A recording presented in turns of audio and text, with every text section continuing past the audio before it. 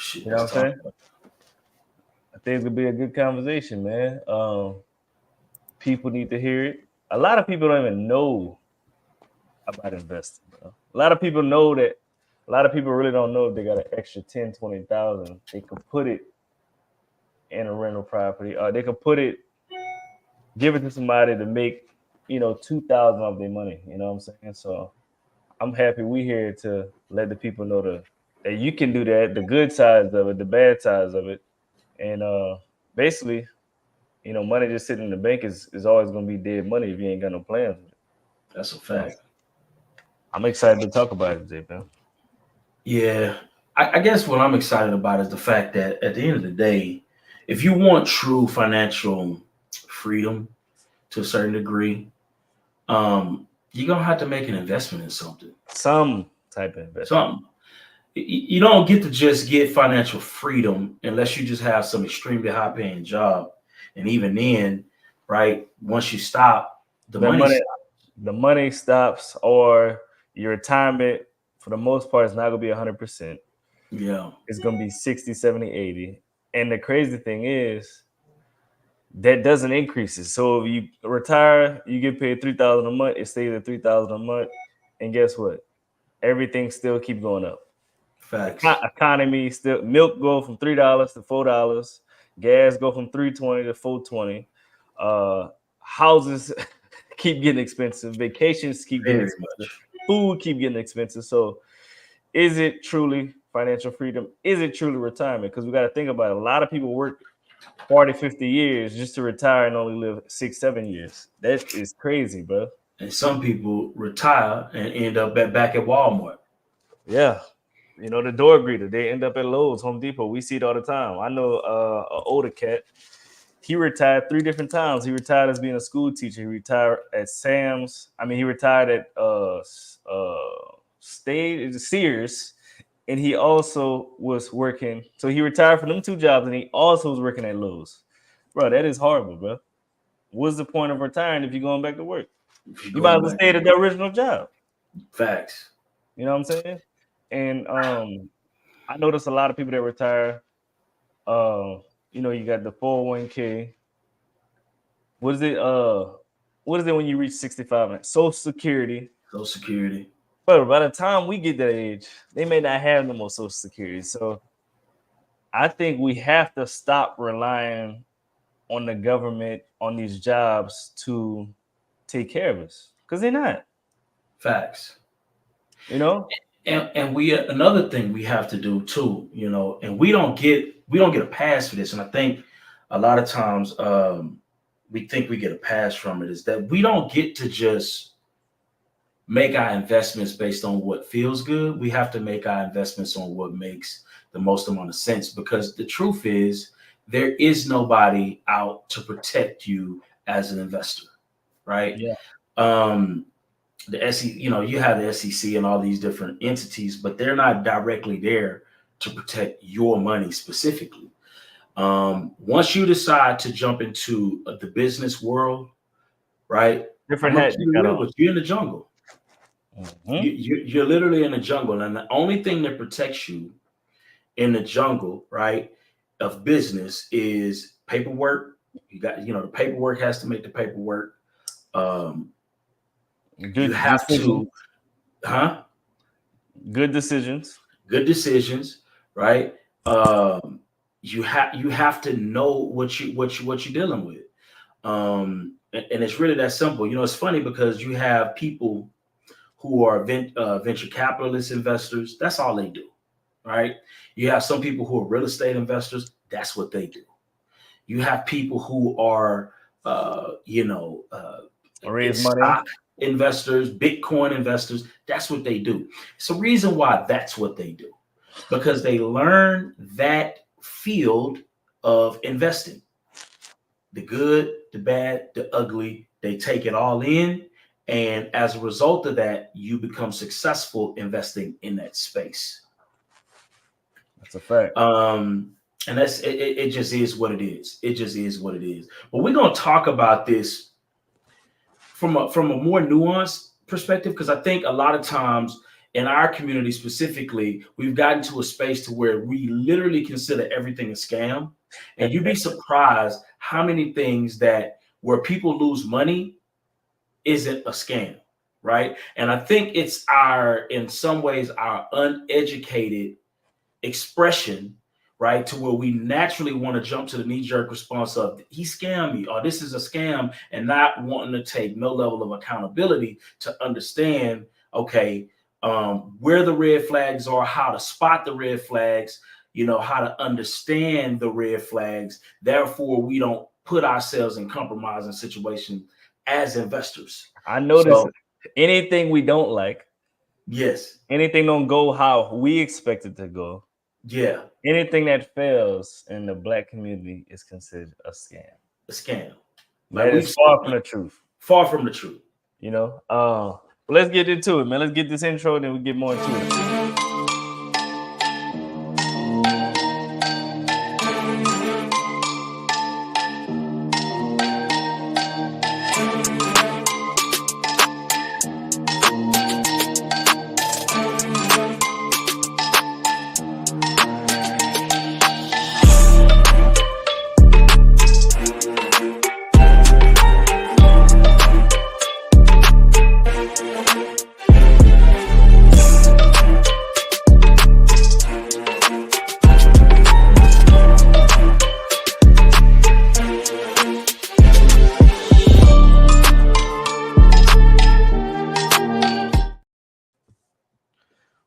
We back, man. What's up going on, everybody? I'm Neil Parker, real estate investor, entrepreneur out of Lafayette, Louisiana. Been investing in real estate since 2016, full-time entrepreneur 2020. Do all things real estate, truly love rentals and passive income. I'm a contractor, mentor, educator, and I just love real estate. Love helping the people, want to shrink in the wealth gap in the Black community. So if you want to learn from me, you could text me and the text number in the comments. If you want to get on a 15-minute phone call, I can help you out. And I'm ready to get in this conversation.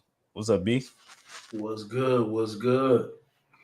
Man, this is a very sobering conversation because I feel like it's so needed. And I can tell you right now, you may even have to put on your trigger warning because you're going to hear some things today that are going to defy what conventional wisdom or conventional understanding of this particular topic is. So I'm going to start there. Go ahead and put, just prepare yourself to feel a little triggered, right? Just prepare yourself for that because we're going to be talking about this from a slightly different lens.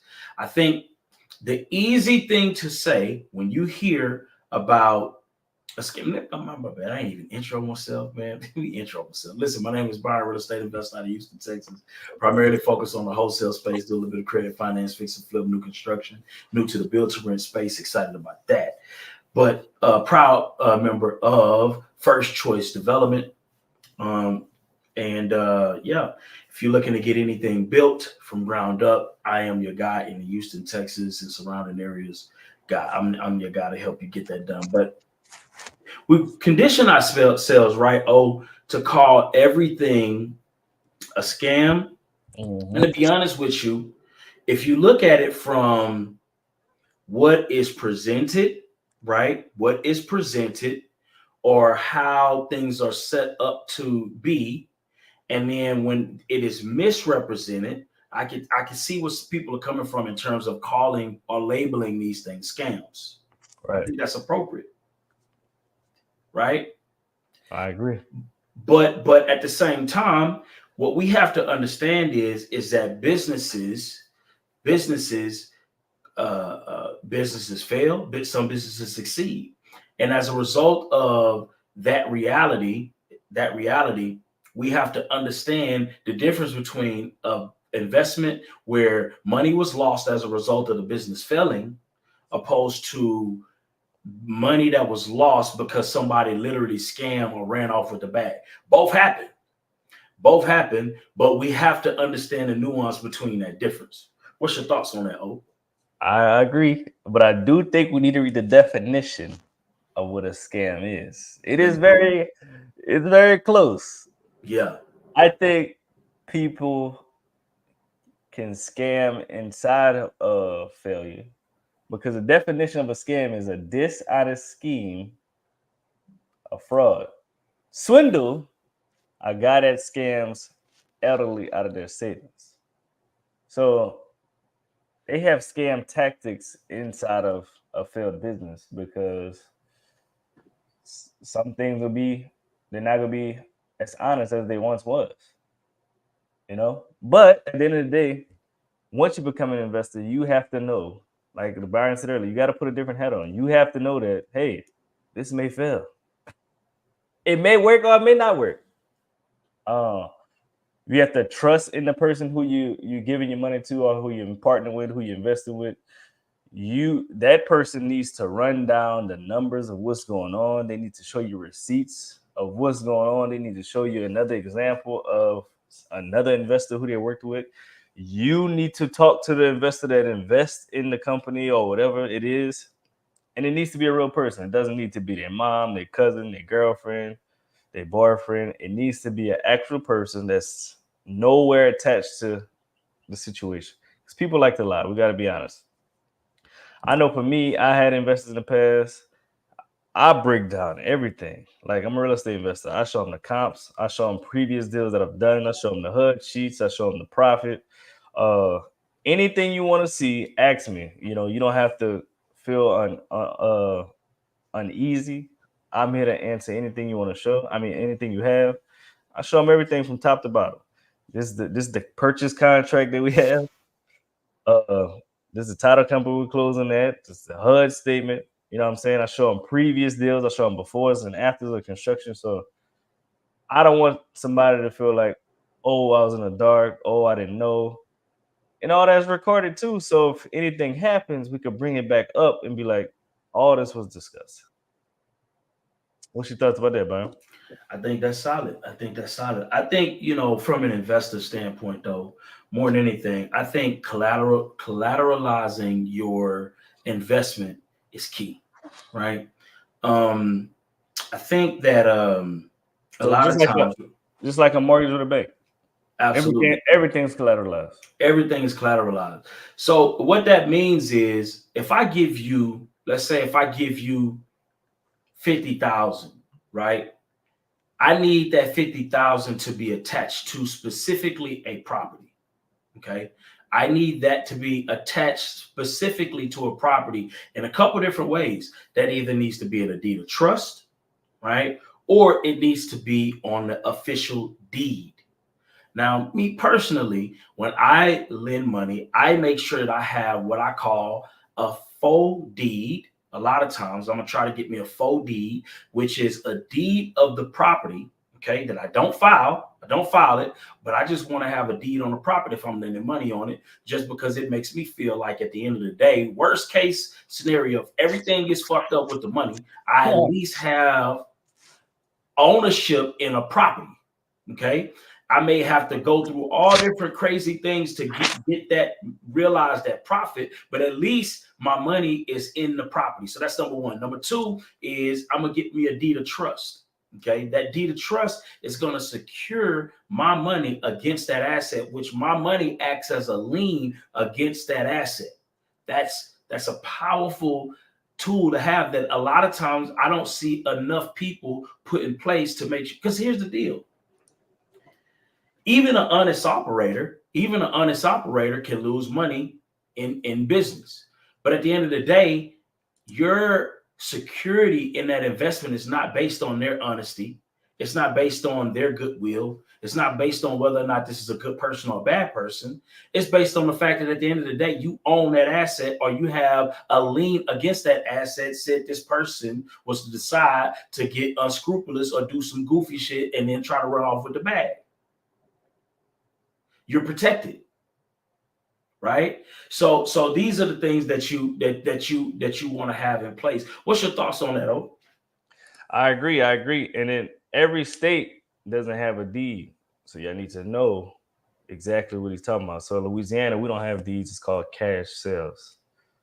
So if you ever do that, just make sure the attorney. But really, how it goes is, hey, somebody want to lend money, cool. Well, let's get in contact with the title company. So when I close, you can just wire the funds straight to the title company. and then they'll facilitate that whole situation. You let them know what's going on, and they'll handle that situation. So typically, how do you do when you do yours? You do it all your paperwork yourself, or you let the title company do it? Both. So how does that work for you? So here's the thing, and this is another thing I got to put out there, right? You do not want to trust in. Here's the thing. You don't need want to know what to do. You need to know what to do. I don't trust in lawyers. I don't trust in real estate agents. I don't trust in title companies. I don't trust in none of those contractors. I don't trust in these people. Not because they're bad people, but at the end of the day, once I put the investor hat, once I told myself that I'm an investor, I don't get to just trust people. I am responsible. Yeah. Me. Right? And so I have to move in accordance to these people are here to assist me make great deals happen. Not I'm going to lean and depend on these people to do right by my money because they're not. Right? Yeah. So I liken it to this right here, right? That's not their job. Their job is to assist you on what you want to do. Exactly. So I have to be it's kind of like this. Have you ever, well, you have, maybe you haven't. I don't know, because you probably don't take your kids. Do you take your kids to daycare? Yeah. You do? Okay. My youngest, yeah. All right. So here's the thing. Daycare, whatever. Yeah. It's kind of like you take your kids to the daycare, right? And the daycare person comes in and they say something like, yeah, I really, she don't like this, or they don't like this, or he don't like this. I really know these kids, and blah, blah, blah, and blah, and they try to tell you as if they know your kid more than you know your kid. They act as if they're more concerned about your kid than you are concerned about your kid. Wait a minute, now this is my kid. I know my kid better than you could ever know my kid because I've been with my kid since birth. Now, granted, if you're a good parent and you're a person that is very attentive to your kid's needs, nobody is going to care about your kid how you care about your kid. It's a fact. You know what I'm saying? I don't care what they say or how they frame it. And so when you are investing your money, you have to look at that as like your little babies. That's a good way. Would you just go take your babies and drop them off at the title company and say, man, y'all figure that out, I'm going to holler at y'all? Would you go drop your babies off to the lawyer and say, hey, Mr. Lawyer, come, can you take care of these babies? I'm going to holler at y'all. If you are uncomfortable making that decision, you need to be that same level of uncomfortable giving your money, right, to somebody based off of just what these people have to say, because they're not going to care about what you have going on like you care about what you got going on, period. So let's just get that out the way. What's your thoughts on that, Hope? It's an absolute fact. I love that you use the baby thing because people care about their kids. Well, most parents care about their kids, not everybody. Yeah. So just like, when you're choosing a daycare, you vet that daycare. Like, do they take care of their kids? What happened if another kid punched my kid in the face? They going to call me? Are they going to do the report? Do they have cameras at the daycare so I can peep in anytime I want? That's all security signs of what you're looking for. And you should look for all those same security signs when you're investing money. You should look for those security signs in the person who you're investing in, and also the asset class you're investing in. If it's stocks, crypto, real estate, whatever it is, do they have good signs? Is the market up? Is it down? How risky is it? All those different things. What happens if it doesn't go right? What happens at a daycare if something don't go right? What they gonna do? Are they gonna call me? They're gonna say, hey, you need to come. They're gonna have pictures. They're gonna show me the video. Same as if you invest in anything. What happens if it doesn't go right? Will I get the property? Will I get my money back instead of 1 year? Is it going to be 2 years? You need to have all those discussions up front, not once something happens. Facts. I want to also break down the difference between a fund and a regular real estate investment. So what prompted this conversation? Jay Morrison just lost the Black House. Thank God, another person from the community was able to pick that up, right? And hopefully they are able to do right by that asset and at least, make the legacy look good, right? Yeah. At least make the legacy. If y'all familiar with the Jay Morrison situation, put a yes in the chat just so y'all not lost. Maybe if y'all are, maybe we could bring up a picture or video so y'all could be more in tune to what's going on. And that's something y'all should watch or look into because they got a lot of different things going on in that situation, bro. It's a lot of lessons to be learned from it too.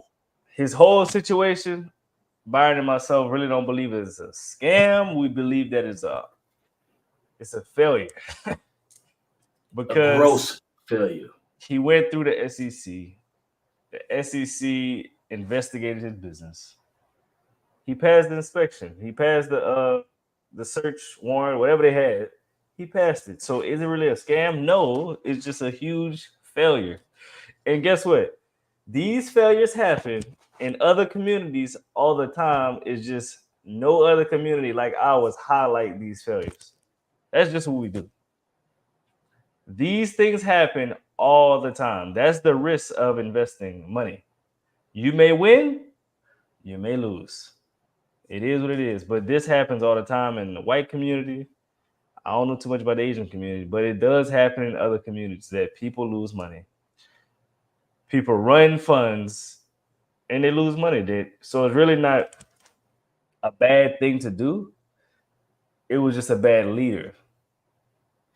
Cool. Let's break down why he was a bad leader, Byron, because I think you guys can learn from that. So I say number one, he's a bad leader because he has no track record of what he's trying to do. Facts. What's another thing that you think of? Well, number one, I think it was a couple issues with the fund too. The fund was set up in a way to where he couldn't be replaced, right? And he was the end all be all when it came down to making decisions on what they invested in. What O said earlier, he has no track record of investing success. No track record of investing success. So what are some things I feel like we can learn from that, right? Number one is I think as a community, we've allowed ourselves to be emotional when it comes to making investment decisions. Too emotional. We got caught up in Black Wall Street, right? We got caught up in Tulsa real estate, all of the different things associated with Black history. Yeah, opposed and activism, right? So for us, it was more about activism than it was about the actual numbers, the actual proposals. He sold the real estate fund on activism. Yeah, he really raised $12 billion off of feels, emotion. He didn't raise no money walking through houses and be like, man, look, you put 50,000 in this fund, we could do something just like this. He ain't never did that once. That is crazy, bro. Now that you think about it. He never walked through an apartment building, a house, a commercial building. This is what I've done. This is what I plan to do with you guys' money. And this is how I will give you an 8% preferred return. We're going to take you guys' money. We're going to put into this asset. We're going to make sure whatever asset we buy, it cash flows from days one if it's commercial. If we buy an apartment, we're going to buy a distressed apartment with equity. We're going to put another $300,000-$400,000 into it. It's going to be worth $1.5 million. We're going to do a cash out refinance and give you guys a return on the money that we get from the cash out refinance. And then we'll do that 2-3 times a year, and your guys will make an 8% return. He ain't never did none of that. None of that. He was talking about Tulsa real estate, Black Wall Street, Malcolm X would love to activism, every social Malcolm X would love for our money to come together and we do this together. Bro, no. Where's the facts, bro? Where the receipts at? How can you actually accomplish this, man? I love black people, but black people, activists don't put more money in my pocket. I'm sorry.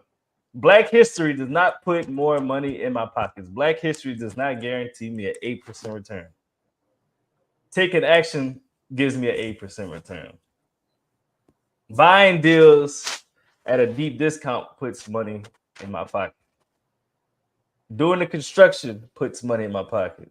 Renting these units out put money in my pocket. Not Malcolm X, and Martin Luther King and Tulsa real estate. That has nothing to do with actual business.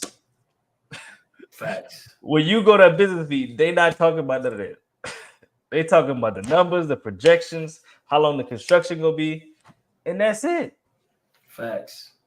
Us as people, we need to stick to the facts, man. Everything emotional. If somebody come with anything emotional, just walk out the room, exit out the Zoom, and be like, "Hey, it's not what I came in for." Why do you think? Why did we give our money? Because I ain't gonna lie, I wanted to give. I thought about it, but I didn't look at it as an investment either, though. I was gonna look at it telling me more don't like do it. Some kept telling me don't do it, even though it was a minimum of 500. I was gonna put 500 in, just like boom. I wouldn't mind my name on the wall, but something just kept saying like, nah, don't even do it. Don't do it. Don't do it. Don't. $500 is nothing, but still, some the most strings was like, don't even do it. Don't do it. I see no track record. I No see track them owning not one property. It just didn't feel right. But we got to realize, Byron, that most people are not like us. Most people don't know what investing is. Most people don't actually do real estate. Most people don't do business. So can we blame it on those people? As an individual, yes, you should know better. But at the same time, they were just hearing the individual say, let's put our money together. Let's keep the black dollar black. And by doing that, you get an 8% return. So I think that's why he used all the black, what you call them people? Moguls, not black moguls. What you call those people? The black figures, black idols, who suck people in. And that's what happened, bro. But if nobody talking facts, man, just keep it pushing, man. Wow. So here's the thing, man. So the black house is just sold, right? And fast. That is the fastest I ever seen a commercial property sell. That joint got out of there, didn't it? It got out of there. That sold like a house, bro. Like a wholesale deal. Like a wholesale deal. Right. Got out of there. So this is where we are. I don't know what's going to happen with the money because I don't even know what Jay Morrison is even doing for income at this point. He made a profit too. Yeah, he made a profit. Made $1.5 million profit. The question is, where's that money gonna go? What is the proper thing to do with that money? The proper thing to do is to give it to the people. That's the proper thing to do. But who am I to just call people on integrity? You know what I'm saying? Now let me ask you this: would we look at him differently if he would give out the money? Probably not. Probably not. Think he'll still be a scammer, as the people say? Here's the thing. At the end of the day, he didn't deliver on what he said he was going to deliver on. Period. So I don't think nobody is going to give him grace because at the end of the day, just deliver on what you say you're going to deliver on. Period. It's just that simple. Or make a new proposition to make people whole. That's it. That's the exchange. I think, as business people who are looking to grow, I think, put it like this. I always look at myself, right? As that token example, in a sense to where, listen, man, make people whole, bro. Yeah. Make people whole, and you're gonna always be able to do future business and be trusted. Because if the money get fucked up, okay, what can we do to fix it? How do we guess what? This? What's that? Things in business do happen. Yes. If something happens, the first thing you should do is communicate. Hey, this is what happened. We may need another 6 months, a year and a half. This is how we'll recover from the situation. Hey, you invested $30,000. We said 10%. How about we extend that 10% to 15% to extend this out? For the extension period, we're gonna add another 5 on top. This is what I plan on doing. I'll follow up with you guys or whatever, and we're gonna get this done. Sorry this happened. I wasn't expecting this to happen, but this is how we can make this happen. I will make you guys whole. It's just gonna take a little bit more time. That's all you gotta do. Facts. And Valerie put in the chat just now, she said, to make people whole, you have to admit that you did something wrong. And that's a lot of the problem. That's accountability. Most people do not have accountability. Ego. I think that's what, honestly, man, if I can look at anything that Jay is suffering from, is ego, bruh. Oh, I know his ego in the trash can right bruh. now. But here's the thing though, bruh. My thing is, bruh, I would be doing, if it was me, I would be doing everything in my power to figure out ways to make people whole, because at the end of the day, Jay Morrison does have the talent or skill set to raise money. He has the skill set. He's a good communicator, right? Why throw that talent in the trash by having a legacy of just disgusting failure? Just because you're not man enough to face your failures. Yeah. That's my thing. Because at the end of the day, bro, I'm looking at a lot of these people, right? Jay Morrison, if he doesn't do something to right this wrong, it's a high likelihood he will never be able to utilize one of his best gifts, which is speaking, ever again to raise money. It's a highlight because this is such an epic failure. But with that, you got to realize that social media brings new eyeballs to his page every day. And I guarantee you, he will do it again. It's just not gonna be as much money. It may be 2 million, $1.5 million. Bruh, let 10 years pass, 5 years pass. He gonna do it again. Because us as people, we need to do more due diligence. Let me Google this. My thing is, why raise money, right, when you don't know how to do business? Why raise money with no experience and nobody on the board has any experience on what y'all doing? Why raise money if you don't have no track record of success in what you're raising money to do? Here's the thing. Before I raise $1 from anybody, or if I've ever taken money from anybody on a project, wouldn't it be prudent to have already had success in what you're proposing to do? And I think a lot of times, right, even as new business owners, we want to take other people's money to try something for the first time. That's not the play. That's not the play. You need to figure out yourself, get bumps and bruises, because when you get bumps and bruises yourself, you know how to mitigate situations that will pop up in the future. So it's just like, we love real estate. Of course, we all go use real estate as an example. It's just like rehabbing a house. I don't care how many times you walk the house, how many inspections you get, something will pop up that nobody knew about. Do you have extra money to cover that expense? I don't care how long you've been doing real estate. Something will pop up that the inspector didn't see.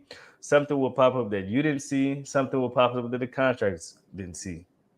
You have to know how to recover from that messed up situation. It could be anything. It could be like water heater wires ran through the wall. The water heater is operating fine, but once you take the sheetrock off the wall, damn, the wire got a little cut in it. I can't put the sheetrock wall back up like now. A lot of people would, but it's not proper to do that.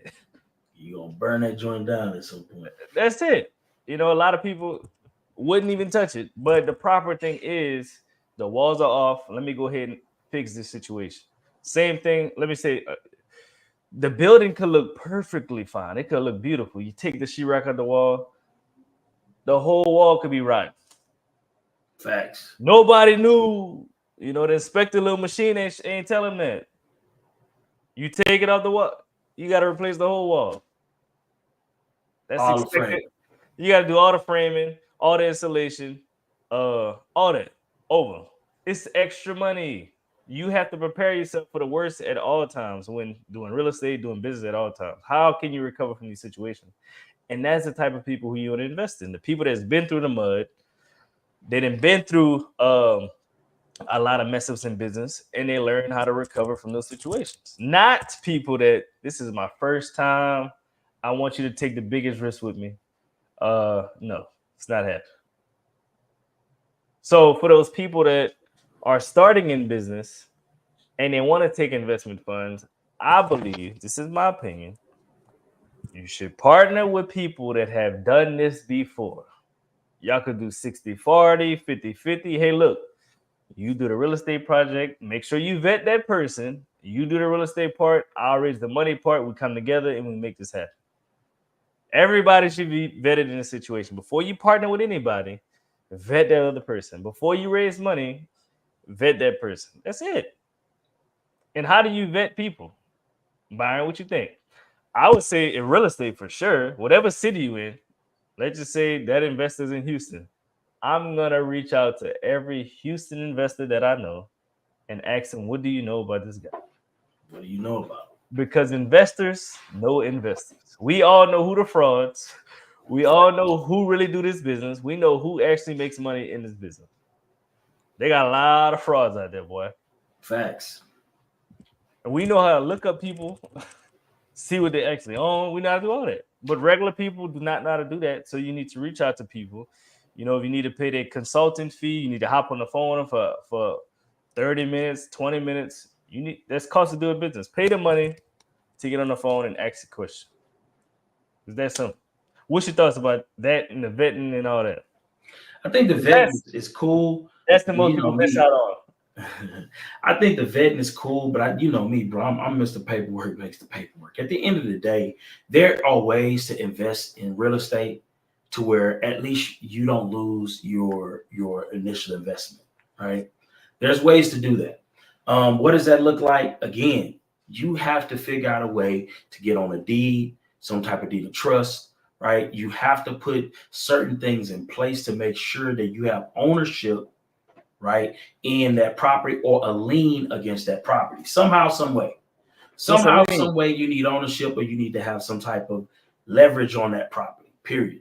And I think that's the ultimate way to kind of mitigate a lot of this. Just period. It's just no way around it.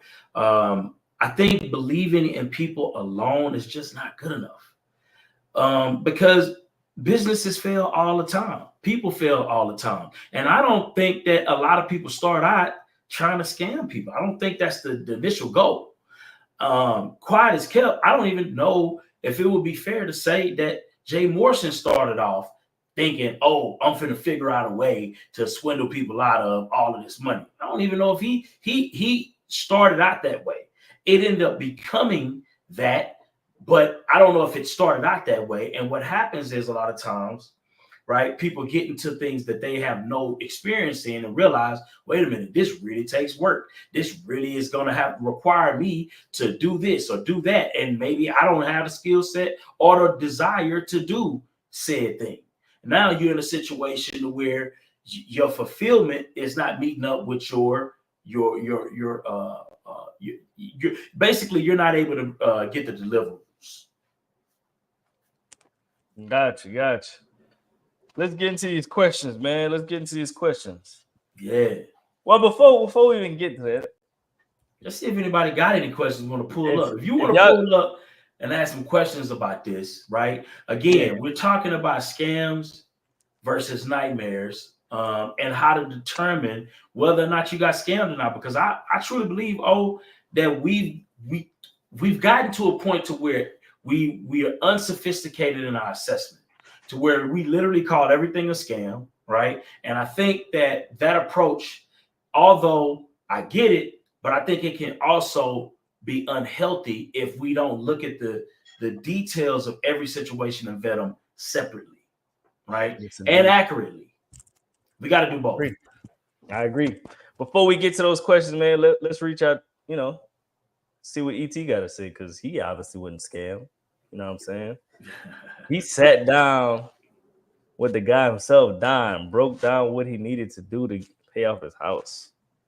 That's what we need to do. We need to sit down with these people, ask all the questions, and verify if it's real. How many people houses have actually got paid off in this program? Well, check it out, bro.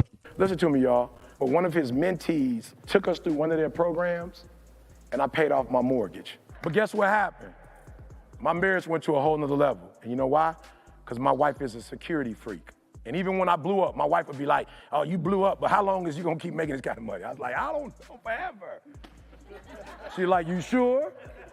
Because I'm gonna keep my license as a nurse just in case you don't. So when I paid the house off, my boy was like, you ain't gotta do that, you can do this. But when I paid the house off using that program, it took the stress level all the way down for my wife because we no longer had a mortgage. Does that make sense? That thing that was coming every month, that was getting on her nerves, we didn't have that no more. And so she was at rest. Look, go to ice10k.com, get your free savings and earnings report. Ask Don all the questions you need to ask. There's no scam over there, man. He really trying to help. But you have to actually want to help yourself to pay off these mortgages, pay off your loans, pay off the student loans, credit card debt, all that. Make sure you check out ice10k.com for your free savings and earnings report. Go check out Don. It's free. It's free. He'll show you how to make your interest rate go from 8% to 1%, 2%, or maybe even 1%. I mean, even under 1%. And with that being said, go get your free savings and earnings report. Another thing, make sure you go to nostingyenergy.com. Make sure you go pick up your No Stingy Energy gear, just like Byron got on. Yes, indeed. Good prices, good quality. Make sure you go check it out, pick you up something. And we'd love to see you have it on, man. We'd love to see you have it on. It would be a beautiful situation. If you want to support us, that's all you got to do. Absolutely. And we got the inventory ourselves. Nah, that's a beautiful thing. So we ain't got to worry about. We did run into some inventory issues where we were, having some delays in our shipments. Just want to put that out there. So keep it honest. Yeah, you know what I mean. But now we got our hands on the inventory, so we know we good to go now. So definitely come, pick up your gear. You know what I'm saying? Scoop you up something. You know what I'm saying? Yes, yes, indeed.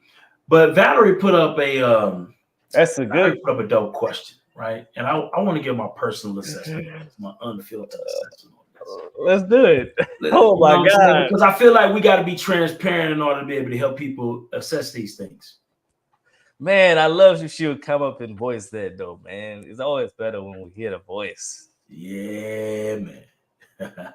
Is there any way you ain't got to show your face. Is there any way you can just come up and speak about it, Valerie? Yeah, speak about it. You know what I'm saying? But nice. She basically said in the comments, she said, what do you guys think about Jay Massey? Did he start out scamming people or did he? I know for a fact that Jay Massey didn't start out scamming people. All these Jays for a fact. Yeah, I know, right? These Jays is something else, boy. They terrible. I know for a fact that he didn't start out scamming people because he's been in the game for a minute. He's been in the game for a minute. So Jay was helping people do real estate before I even met him on Clubhouse. He was doing good business. He had a good name, right? He had an actually good name prior to, I would say, probably Clubhouse. Prior to that, he had a decent name. He was well respected in the industry. And I believe what happened with Jay is he did get slightly overwhelmed. I think here's the thing. He lost his level of stability, left his wife, started trying to impress some new chick that he probably had no business even. That's his wife, with. You got a new wife. I think he was going through some type of a midlife crisis. I don't know what was going on, right? But I think as a man, as a disciplined man, right, and a man who, here's the thing, a lot of men benefit from just being disciplined. Let's just put that on the table right there. Oh, what do you mean by that? To be disciplined, a lot of times is the author of your success. Once you lose your stability, some men, when they lose their stability, whether that be right, that kind of protects them from their own, you know what I'm saying? Like, we all got our flaws, right?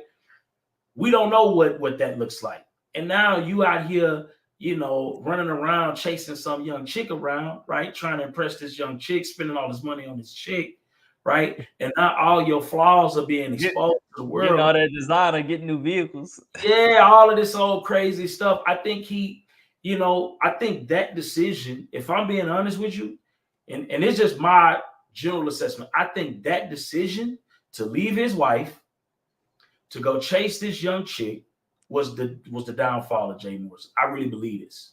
I mean, Jay Massey. I think that was the downfall. That's just my thought. What was your thoughts on that? I'm just keeping it real. I think he was taking people money and investing in his relationship and not his assets. Wow. My Jesus.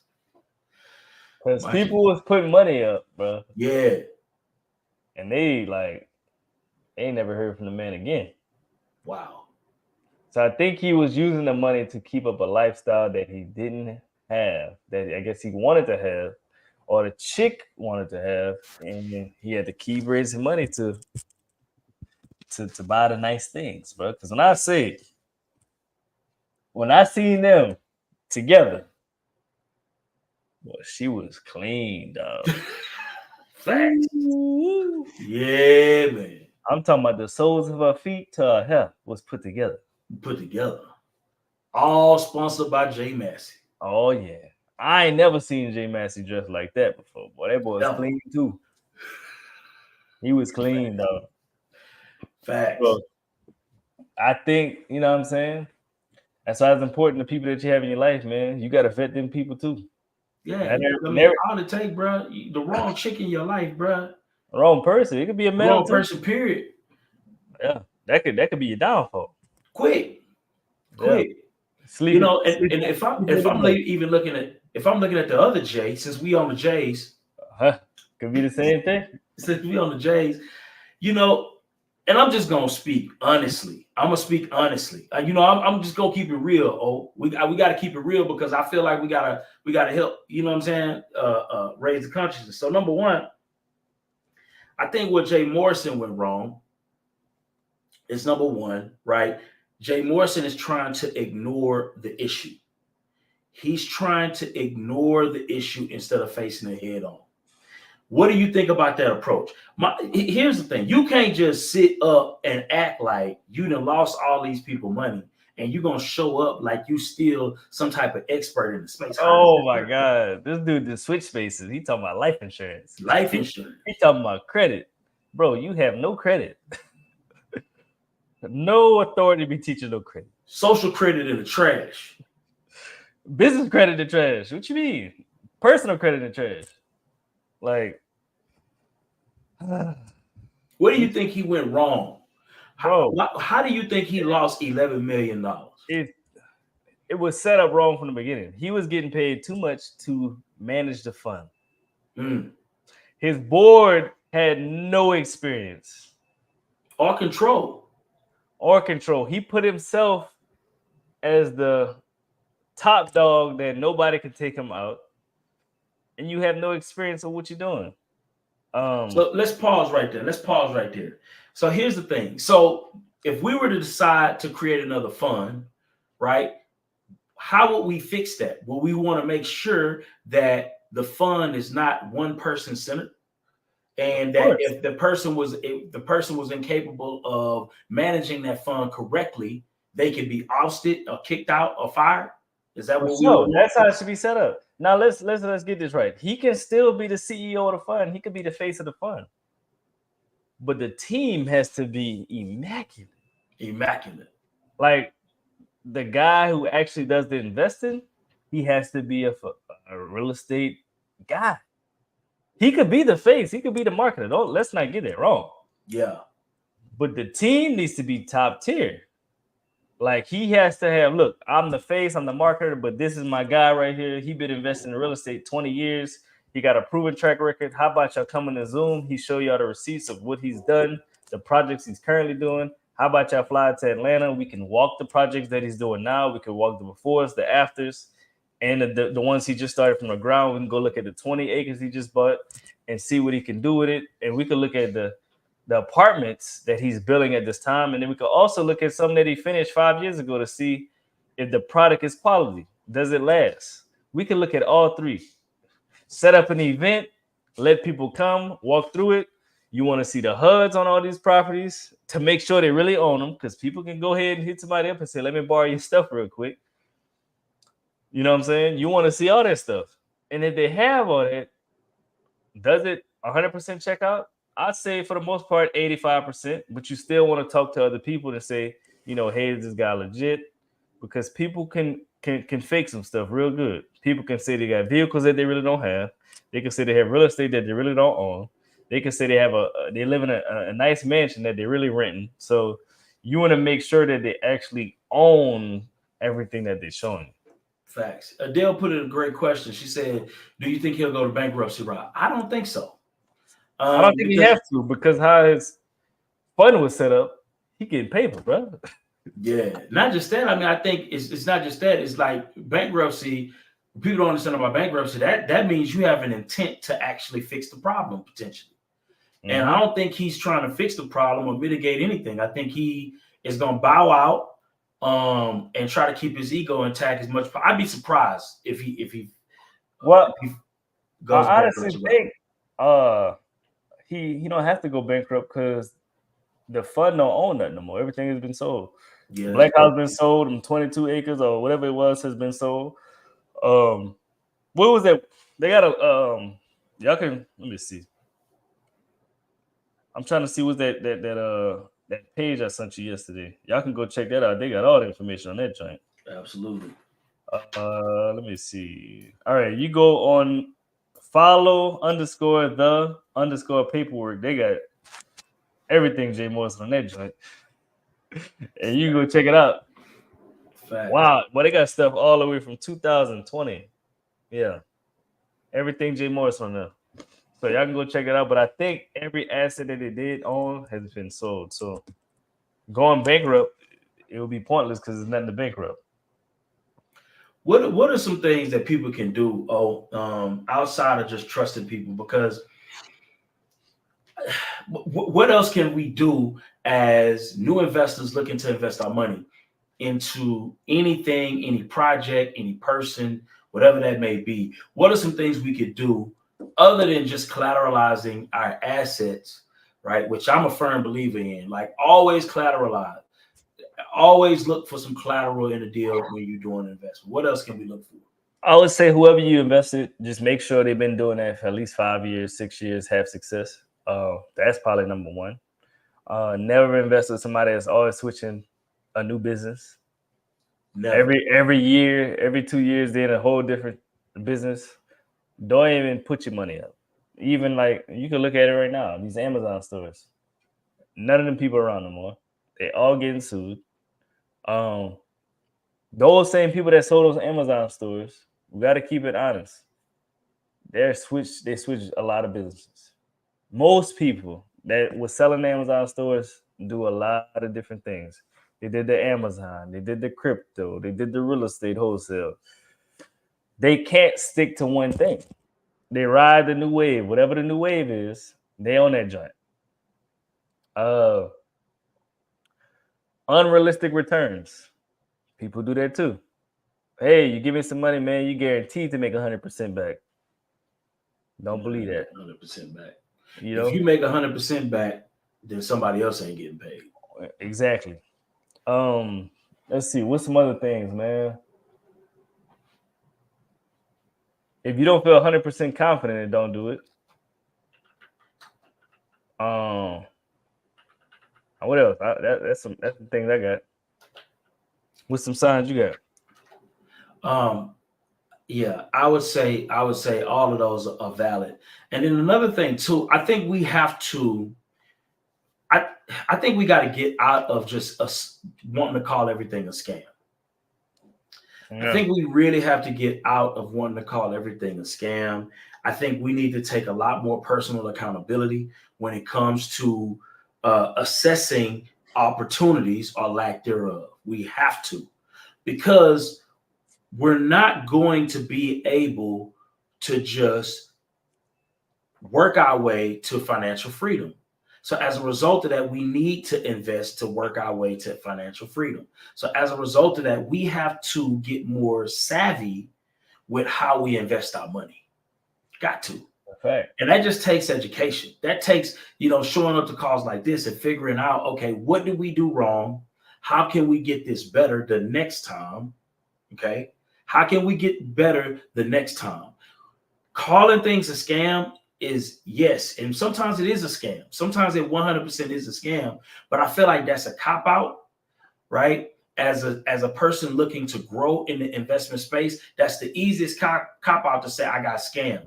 The more sophisticated response is, what did I do wrong, and how do I avoid doing this ever again? Or how did these people go wrong, right? What are some things they got wrong, and how do I avoid taking that route ever again? I think that's the more sophisticated response, right? And if you go to a lot of other communities that have done this time after time after time again, that's their response. Is you rarely hear it, unless it's like some Bernie Madoff situation where it's like gross negligence and it's deliberate scamming going on, right? Because there is a such thing as scams. There is a such thing as scams, but I think a lot of in our community, a lot of business failures and investment nightmares have been conflated to be scams when they're not technically scams. They're not. And we just have to be real about that. What's your thoughts on that, O? I agree. And I'd say we don't need to be scared to invest. We need to invest. We just make sure who and what we're investing in is sought through, vetted as much as possible. Because at the end of the day, Byron and myself want you guys to invest, because we got to invest to live the life they want to live. I'm sorry.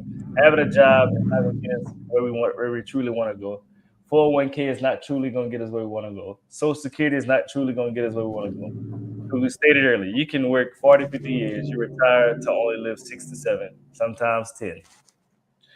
So we got a couple questions. I want to ask these questions. Unless somebody else got some questions. It says, how do you know they are seasoned? Is okay. Hell no. Don't believe no large social media follower. That don't mean nothing. Because social media, what people don't understand is social media it's false. It's a skill in itself. I wouldn't say it's false, but I would say it's a skill, because you do have a lot of. Here's the thing. It can be a false reality, because it can be a false reality because you that guy. People who have good social media skills, right? That is it's almost like a full-time job. You see somebody showing up like, so what we do here on NSE, this shit is work. It's work behind the scenes. It's a lot of shit that go on that make this reality, right? A reality, right? And the same thing goes for people who are on social media.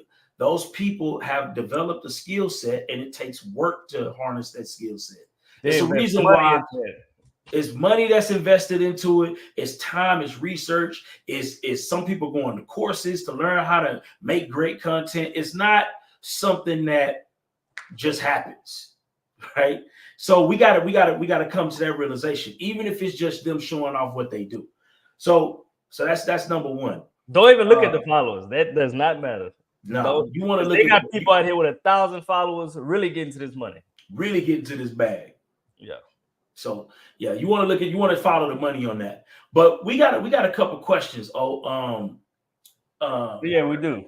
Yeah, so we're gonna hit these questions. So it says, how do you differentiate? Huh? I think we answered the first one already. How did you differentiate between an investment nightmare and overnight scheme? So the second one is, I think we answered the second one too. What are the warning signs that indicate an investment might turn into a nightmare? Yes, we answered that. Well, I want to go deep into that. Go a little deep. I want to go a little bit deeper. So what are the signs that indicate an investment might turn into a nightmare, right? When the money moves faster than the work. When the money moves faster than the work, you may find yourself into an investment nightmare. What do I mean by the money move faster than the work? All right, so let's look at it from a contractor standpoint. You give that contractor $40,000 up front to be able to do you some walls, some plumbing, some whatever, blah, blah, blah, you name it, whatever it is. And you paid them the money, you ain't got no work done. That's a no-no.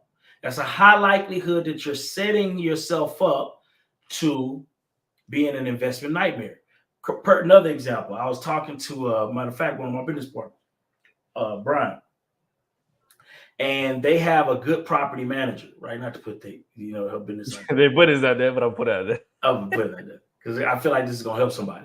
Got a good property manager, and he asked me, right now she's collecting the money and she's doing the maintenance. I was like, bro, if it was me, I would separate those two exchanges.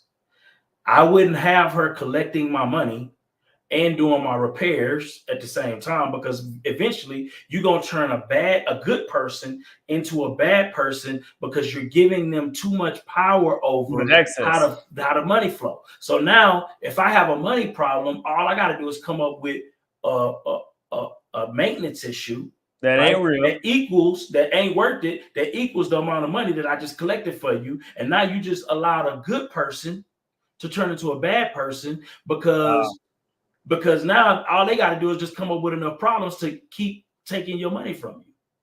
And so I say, they could be like, man, 2 units need 2 toilets. That's $200. They buy 2 toilets at Home Depot, send you the receipt, return that shit, get the money back. It just opens the door to allow good people to be bad people. So a way to avoid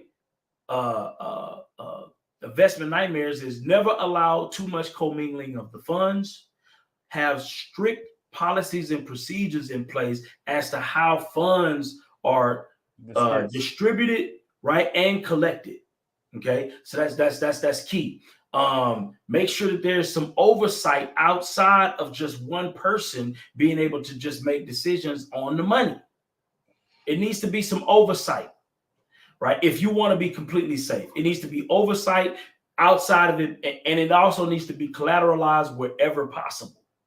So all monies need to be approved by multiple people, basically. Yes.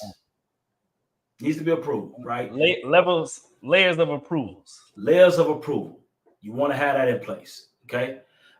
Even hard money lenders, right? They ain't gonna just give you all of the money to just run the play. They're gonna give it to you in chunks because they want to see the progress of that particular deal flow. You got to put your money up first. Yeah. All right. You finished, or we'll go to the next? Yeah, we can go. All right. This is a good one. Can you share personal experience examples of investment nightmares you encountered or witnessed? So for me personally, I wouldn't say it's a nightmare, but I have encountered. Well, I'm still in it right now. A situation where I had a partner, I'm sure most of y'all know, had a business partner, went wrong. Guess who's accountable for that money that we raised? Myself. So what I did was communicate with all the people, say, look, this would happen. You still good. I'm gonna take care of y'all, and we're gonna make it happen. We need a little bit more time. I'm gonna give y'all a little bit more investment, and we're gonna make it happen. I was accountable. I didn't go in the dark. I didn't stop missing no phone calls. I said, look, this is the situation. This is what I'm going to do. I gave him a plan. I'm going to give y'all bread back. Simple as that. It was 12%. Now you get 15. If we go a little bit longer, you get more money. It is what it is. You got to do what you got to do. You got to be a man of your word. You got to be accountable. You got to communicate. Things happen in business, but you got to face the nightmare. You got to, hey, this is what happened. And that's what happened. Don't hide. Don't duck. No, sir. Don't do that. That's the worst. When you don't answer the phone. Because now people get to assume. And you post it on social media. You horrible. No, sir. Now, if I don't answer the phone, if I'm in a meeting or something, I would text me, hey, I'm in a meeting right now. I'm going to call you back. Always follow up. Call the people back. That's all you got to do. But like I said, things happen in business. You just got to communicate, be upfront, be honest, and have a plan of action. So, real quick. So what happened in that situation where you feel like you made a mistake and you could have done it better? Bro, from the beginning, bro. The partnership was terrible. Now that I go back and think about it, because initially I had the partner because I had a job and he had more time. And I wanted to scale. I was like, look, if I want to scale to this point, I need somebody that has a little bit more time, of course, to communicate with the VAs, do all the stuff that takes time. But he didn't have as much real estate success as I had. You know what I'm saying? But he had the time. I was like, bro, I got it. Let's go ahead and make it happen. The levels of our lifestyle was different. So, the way we lived was different. Break that down. So the life I have now was the same life I was living back then. The life he had when we first partnered, it wasn't the same. It was levels. You know what I'm saying? It was levels. So what did that look like? Just give me some examples.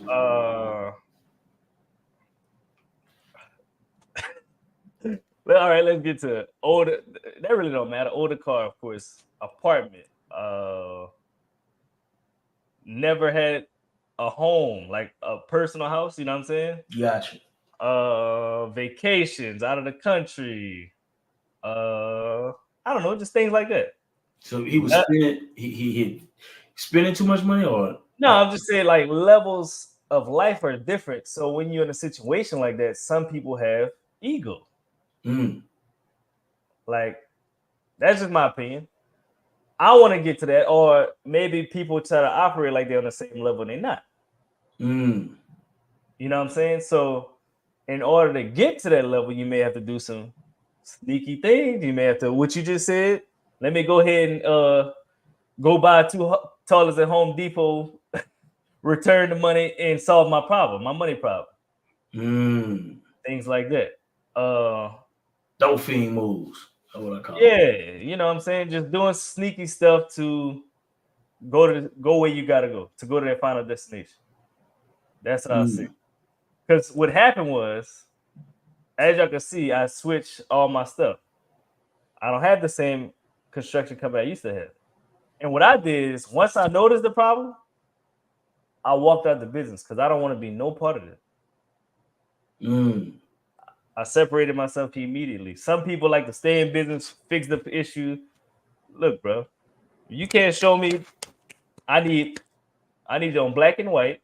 I need this come from the bank. If you can't show me that, I'm out. I'm not gonna keep the same business. I'm gonna switch all that up and start new. Do it all over. Because I don't want to have myself separated by that. And I called everybody up, said, this is what's going on. Boom. We're going to figure out this. I took accountability for all that, because at the end of the day, all these people that invested in our business came through me. So I feel I'm 100% responsible for it. Wow. I know that I had a situation. So the question was, can you share a personal experience or example of investment nightmares you've encountered or witnessed? So I had a situation on, matter of fact, it was on a new build. And I worked with a private money lender, and somebody at my, it's funny, I talked about this all the time. But anyway, we went over on time, because literally when I'm getting ready to show my property, dude literally was still in my AC units, like back to back. And I've shared this story, but I didn't share about 4 of them, huh? Yeah. It was 3 of them. 3 AC units were stolen. And so my time on returning that money was delayed, because I couldn't, every time I get my AC units back in, he'd come back and steal it. So now I got to set inspections up, right, to come back later, right? Because you got to put the AC unit in, do the inspection, you pass, and then you move on. But anyway, I couldn't get all of my inspections done, because every time I put the AC unit in, it gets stolen. And so this happened about 3 times back to back. And obviously this took, it set me back probably about close to 30,000. It was a little bit less, but when it was all said and done with the security guard, all of the time, the back and forth, right, and fixing the damages, because it wasn't just them stealing the AC, they were messing up all kind of cables that had to be replaced. It was a bunch of things that went into that.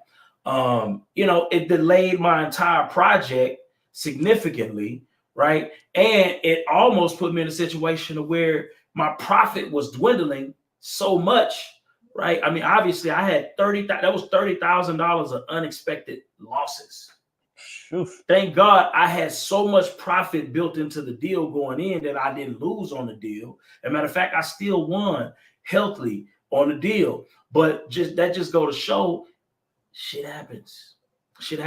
So I had to have that conversation. Look, man, we running behind. This happened, that happened. That's a hard conversation too, Byron. That's a hard conversation to have, especially when you're talking to somebody who does not. Thankfully, that person had experience, so they understood, right, that they understand business. When you're talking to somebody who doesn't understand business, immediately they think it's scam, right, or why you didn't they come up with the stupidest solutions. You know what I'm saying? You be like, yo, like your solutions are trash. So did you still make money on the deal or no? I made a ton of money on that deal. Yeah. I'm still making money on that deal. So I need to get back to what I was saying too. Like, let's just say something like that happened. So let's just say you flip a house, right? And somebody, let's just say, like with your situation, you flip a house, the potential profit was supposed to be 40,000. The investor was supposed to get 20. You were supposed to get 20. So let's just say the profit went from 40 to 30, and whoever invested with you gave you 40.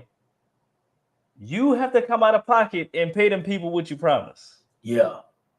You have to make them whole before you even whole. Facts. Like, you put yourself on the back burner. Like, I'm selling the house right now. I'm not making $1 from that joint. And I'm not tripping because I'm making my investors whole. I'm cool. Because I want to make sure they straight because the agreement we had.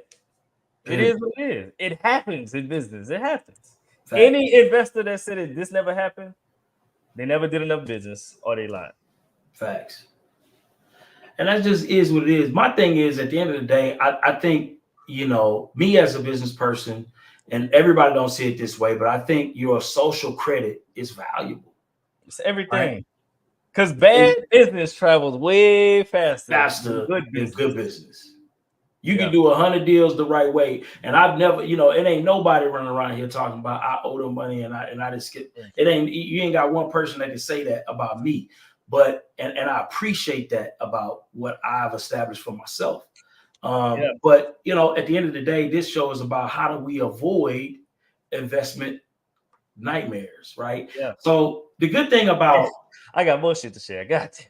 You've been talking about it. Even you know one of the guys. I think the guy, light skin cat. I think he told you about it.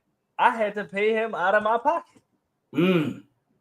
Like, bro, I don't do that. Anything attached to my name, I do not want my name bad. I will come out my pocket and pay you. Facts. That same situation, same partner. Hey, man, we got to pay this dude back. Oh, man, I ain't got no money. I ain't got this. We don't even worry about it. I'm paying out my pocket, bro. Hell no. We ain't doing that. Wow. I did that.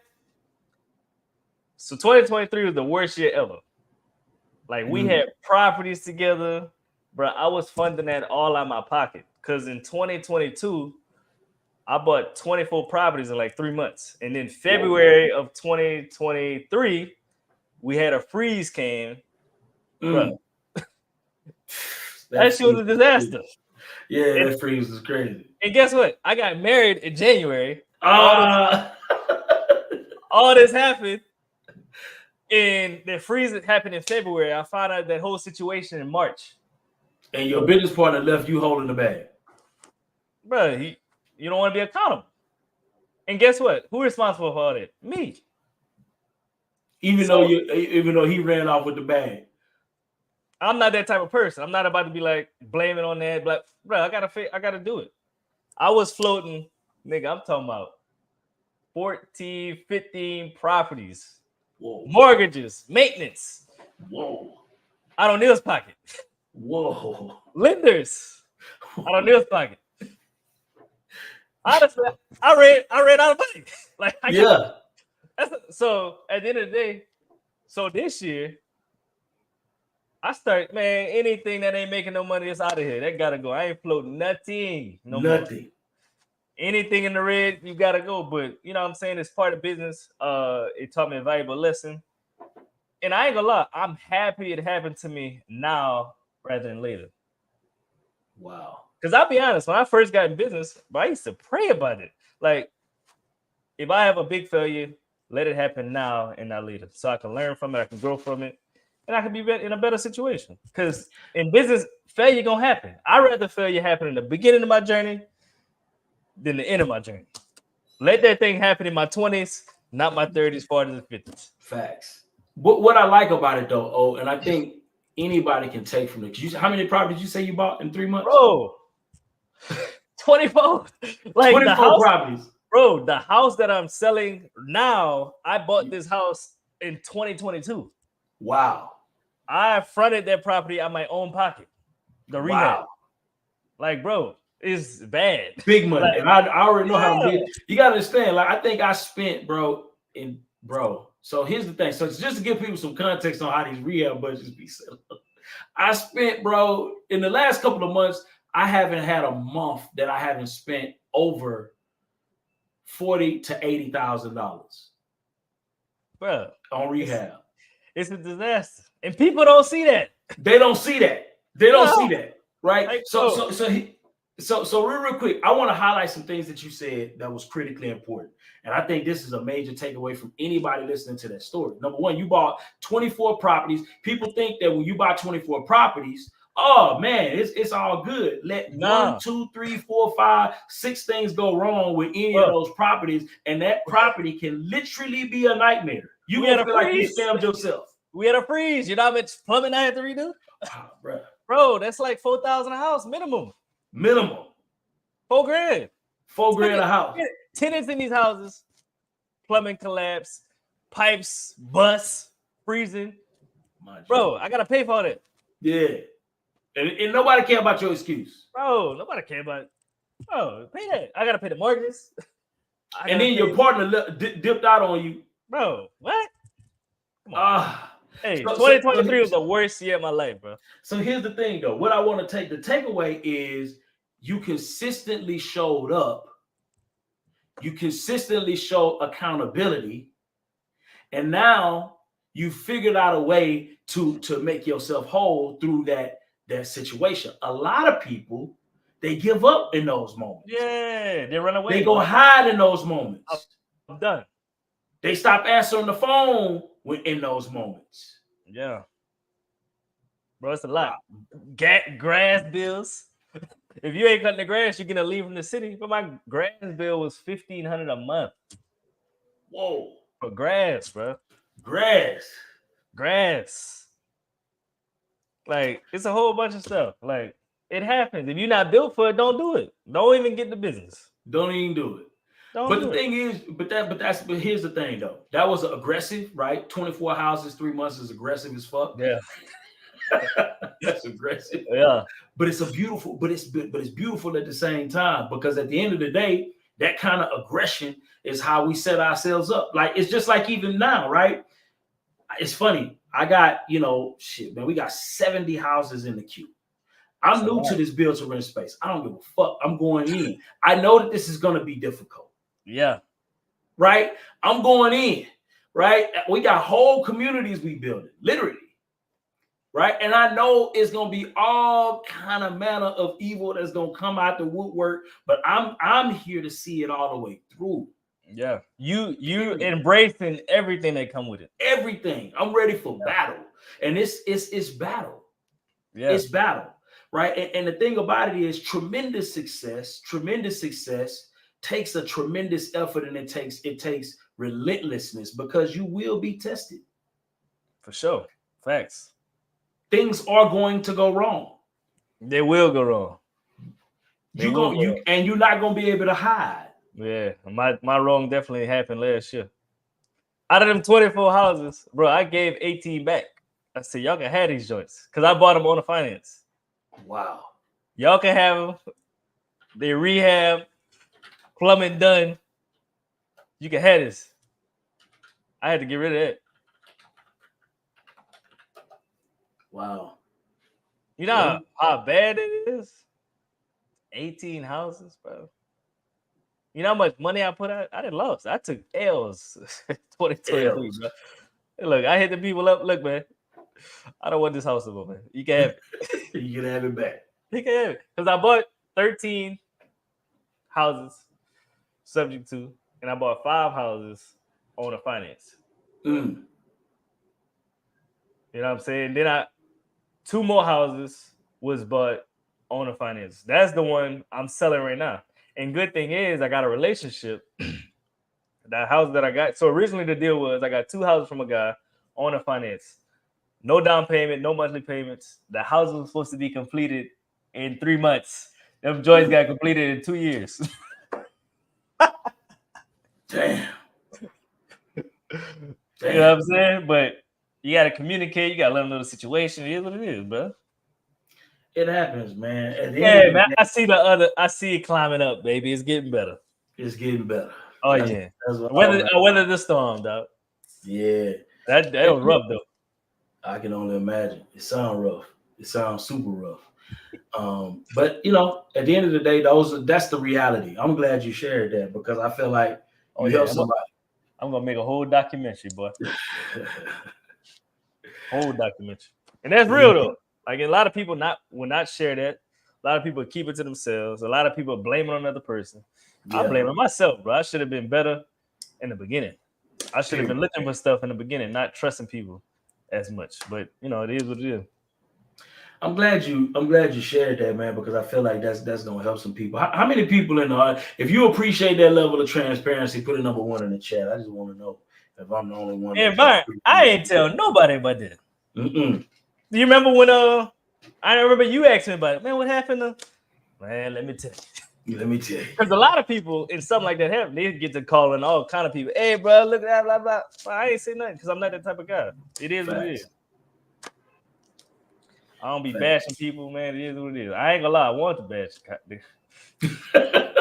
But at the end of the day, you bashing them ain't got nothing to do with what you're accountable for. Yeah, bro, it is what it is, bro. He'll get his lick. Yeah. And at the end of the day, bro, you gotta understand you weather the hell of a storm. And ultimately, bro, the way I look at it is that you making it to the other side, you know, with your integrity, bro. That's different, bro. That's different. When you make it to the other side of whatever investment failures, right, with your integrity intact, bro, let me tell you something, bro. People will respect you for that. It's a way better situation. You're going to always be able to open up new doors for yourself, right? Mm-hmm. When you make it through battles with your integrity intact, trust me, it's always room for new opportunity and new growth. Yeah. Always. Yeah. I remember we had to pay for something for no stage energy. Like, bro, I ain't got it right now. If you can put it up, man, I got us for the everything for the next few months coming. Bro, you got to be honest, transparent, bro. Look, I ain't got it. Most people be living like they got it. If you ain't got it, say you ain't got it. So you ain't got it. You never fight another fight. That's it. Transparency matters, man. You know, and I respect it. Man, this is a beautiful conversation. So I want to talk about real quick how I think some of these things fail. Matter of fact, let's see. We got how do you so here's the thing. It says, how can due diligence help investors avoid potential scams or bad investments? How can due diligence? We talked about that. Number one, you want to vet all the resources, but I'll be honest with you. Some of these situations, you can't. Some of them are gonna fail, just period. Yeah. Right. And so you have to. This is the reason why no investment is guaranteed. No investment is guaranteed, but also it takes skills to invest properly. Mm-hmm. It takes skills to invest properly, and you know, it just takes skills to invest properly. That's the best way I can explain that. And the type of skills that you need are things like, you know, understanding the particular industry you in. So if you understand the industry that you in, and you really, really study that industry, you should know how the ebbs and flows and how the money is exchanged in that industry. Why don't you learn those things and then set your business, your money up in a way to where it flows with the success of the project? That's what I think. What's your thoughts on that? And what I mean by flows with the success of the project, maybe you set it up in draws, right? Maybe you set that money up in draws. That's how it should be. A little bit here, see what you do with that. A little bit here, see what you do with that. I think that's solid. Yeah, I would say, like, follow what other lenders do. If hard money lenders do draws, they should do draws. Why not? Why not? Like, that's for protect the betterment of both people, the lender and the borrower. How about we go ahead and set yeah. Or it's nothing worse than making a good person a bad person by not moving the money right. Right. So with the draws, you can like let's just say how it works with hard money. You have to do something first. So let's just say you pay for the roof out of pocket, then you get paid back for roof. Yeah. For private money, how it could be is because private money is a little bit different. How about I give you send me the roof quote? The roof is 14,000. I'm gonna send you 14,000. And once you send me pictures that the roof is complete, we move on to the next thing. Yeah. I think that's a better situation than, hey man, here's the 40. Go ahead and knock out that project. Absolutely. Bro, what goes into that 40 is their life situations. What goes into that 40 is the project situations.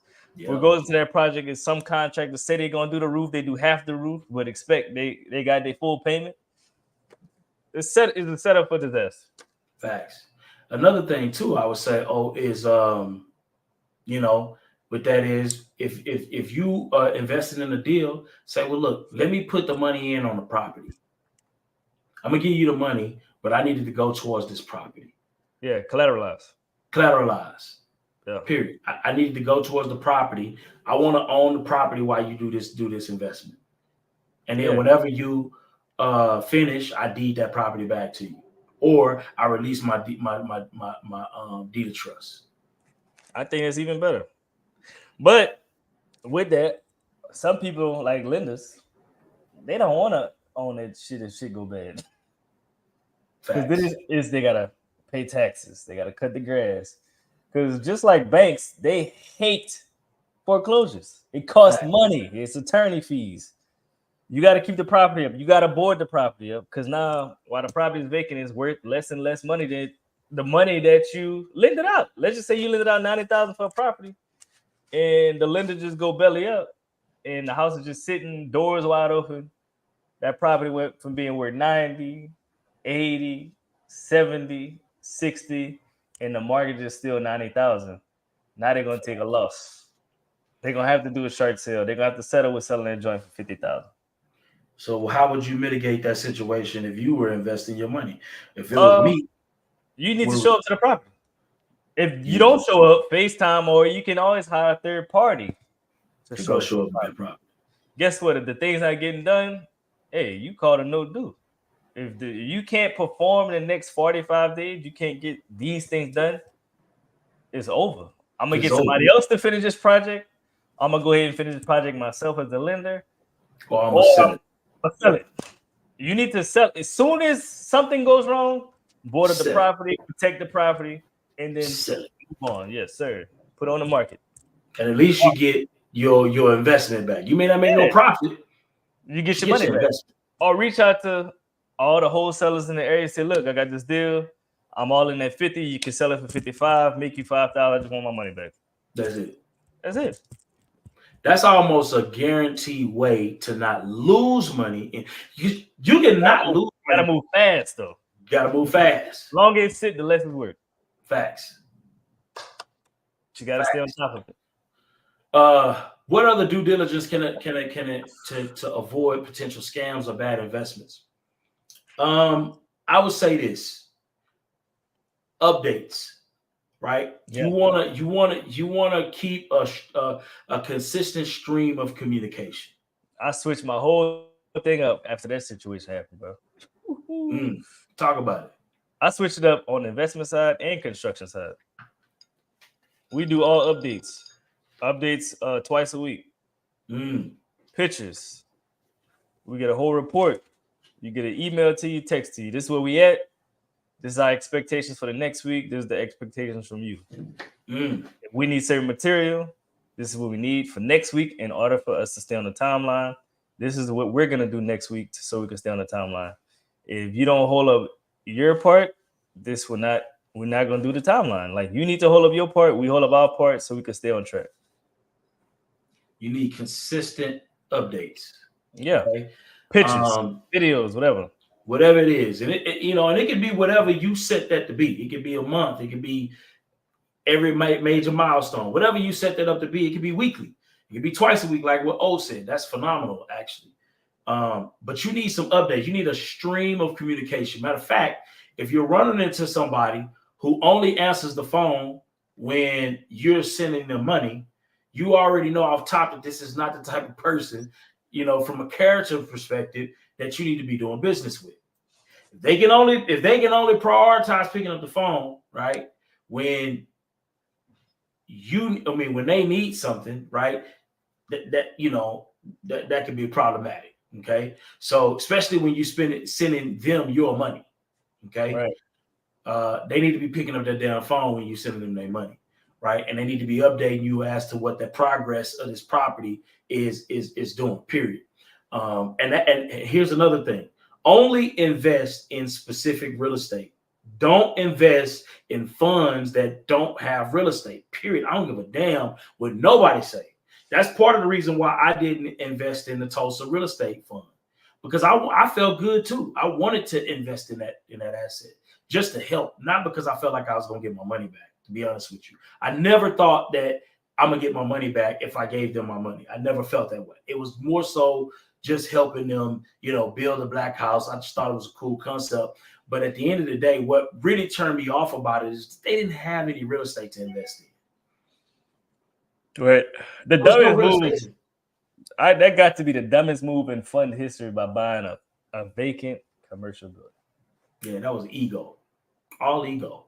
Yeah, that whole investment was all about ego, all about me looking like a king and being important, opposed to doing real business. He wanted to be a king, not an investor.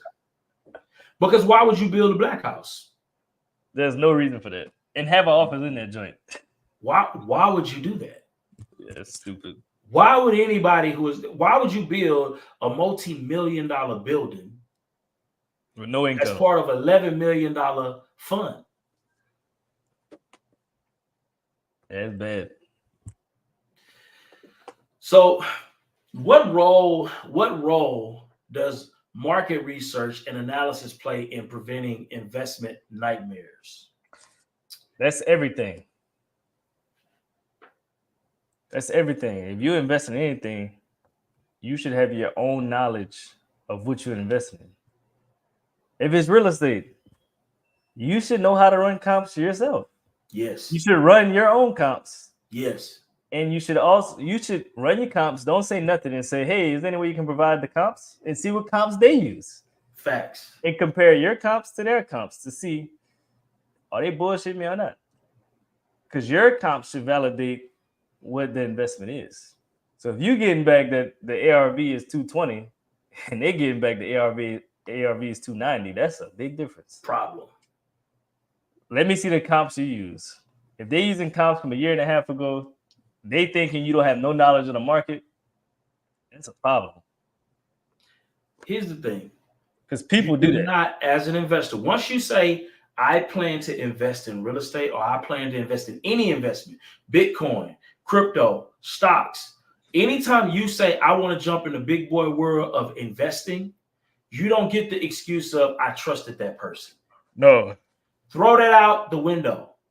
I don't care about what your heebie-jeebies tell you. You need to put yourself in an educated space. You need to educate yourself on the investment that you're making, period. Read books. And you don't get to say, this is what I need everybody to do.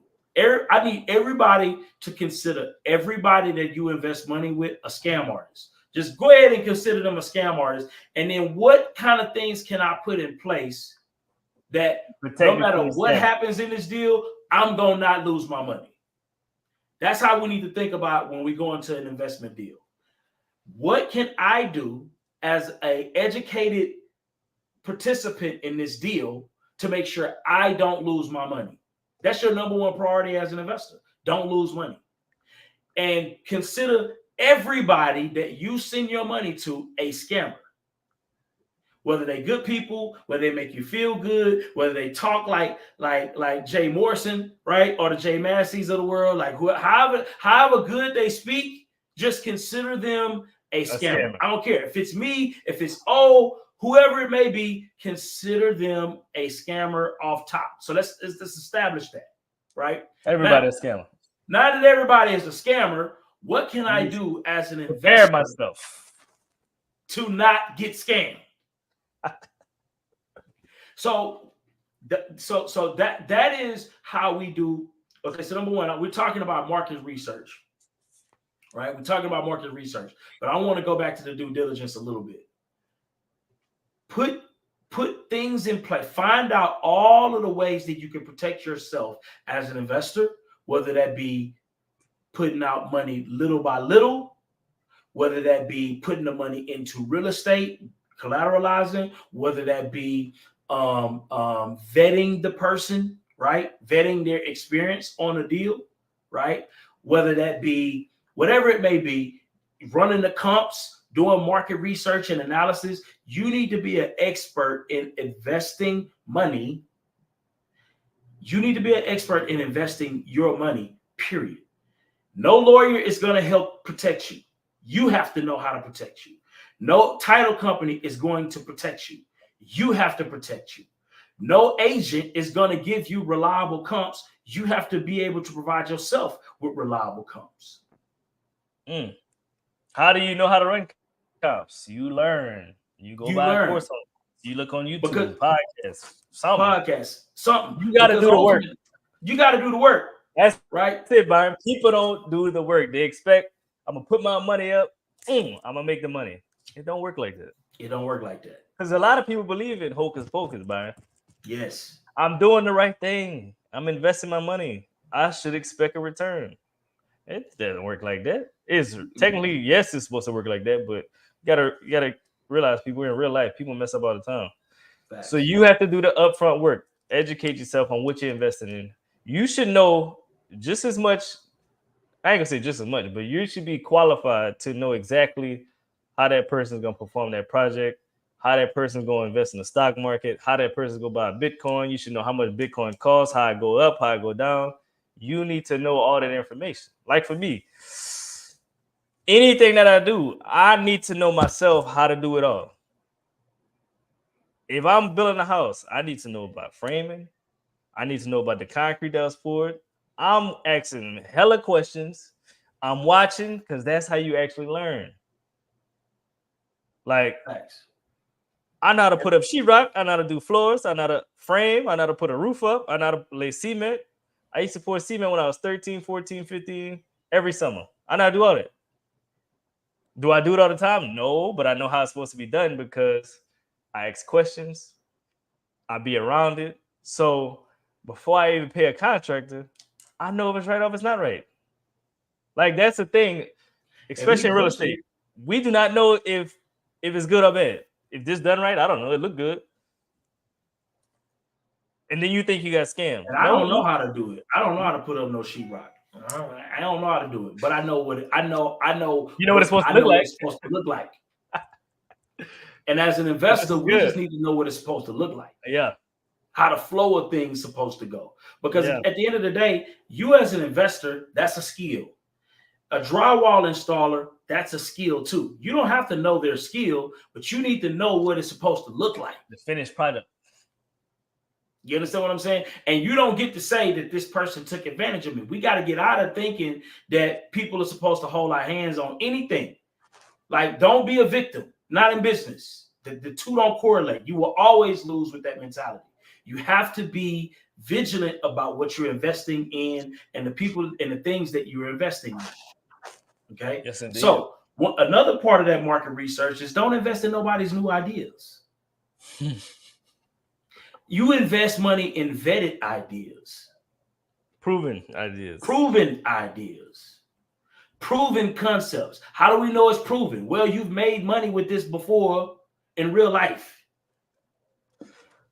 I'm not investing money in your brand new. Why are we investing money in people's new ideas, though? In their theories? Do we know that every investment opportunity works in theory? No. You know that I can put together a business plan to start an Amazon right now, and on paper it's going to be successful. Yeah, you can make it look good. Most business plans look awesome.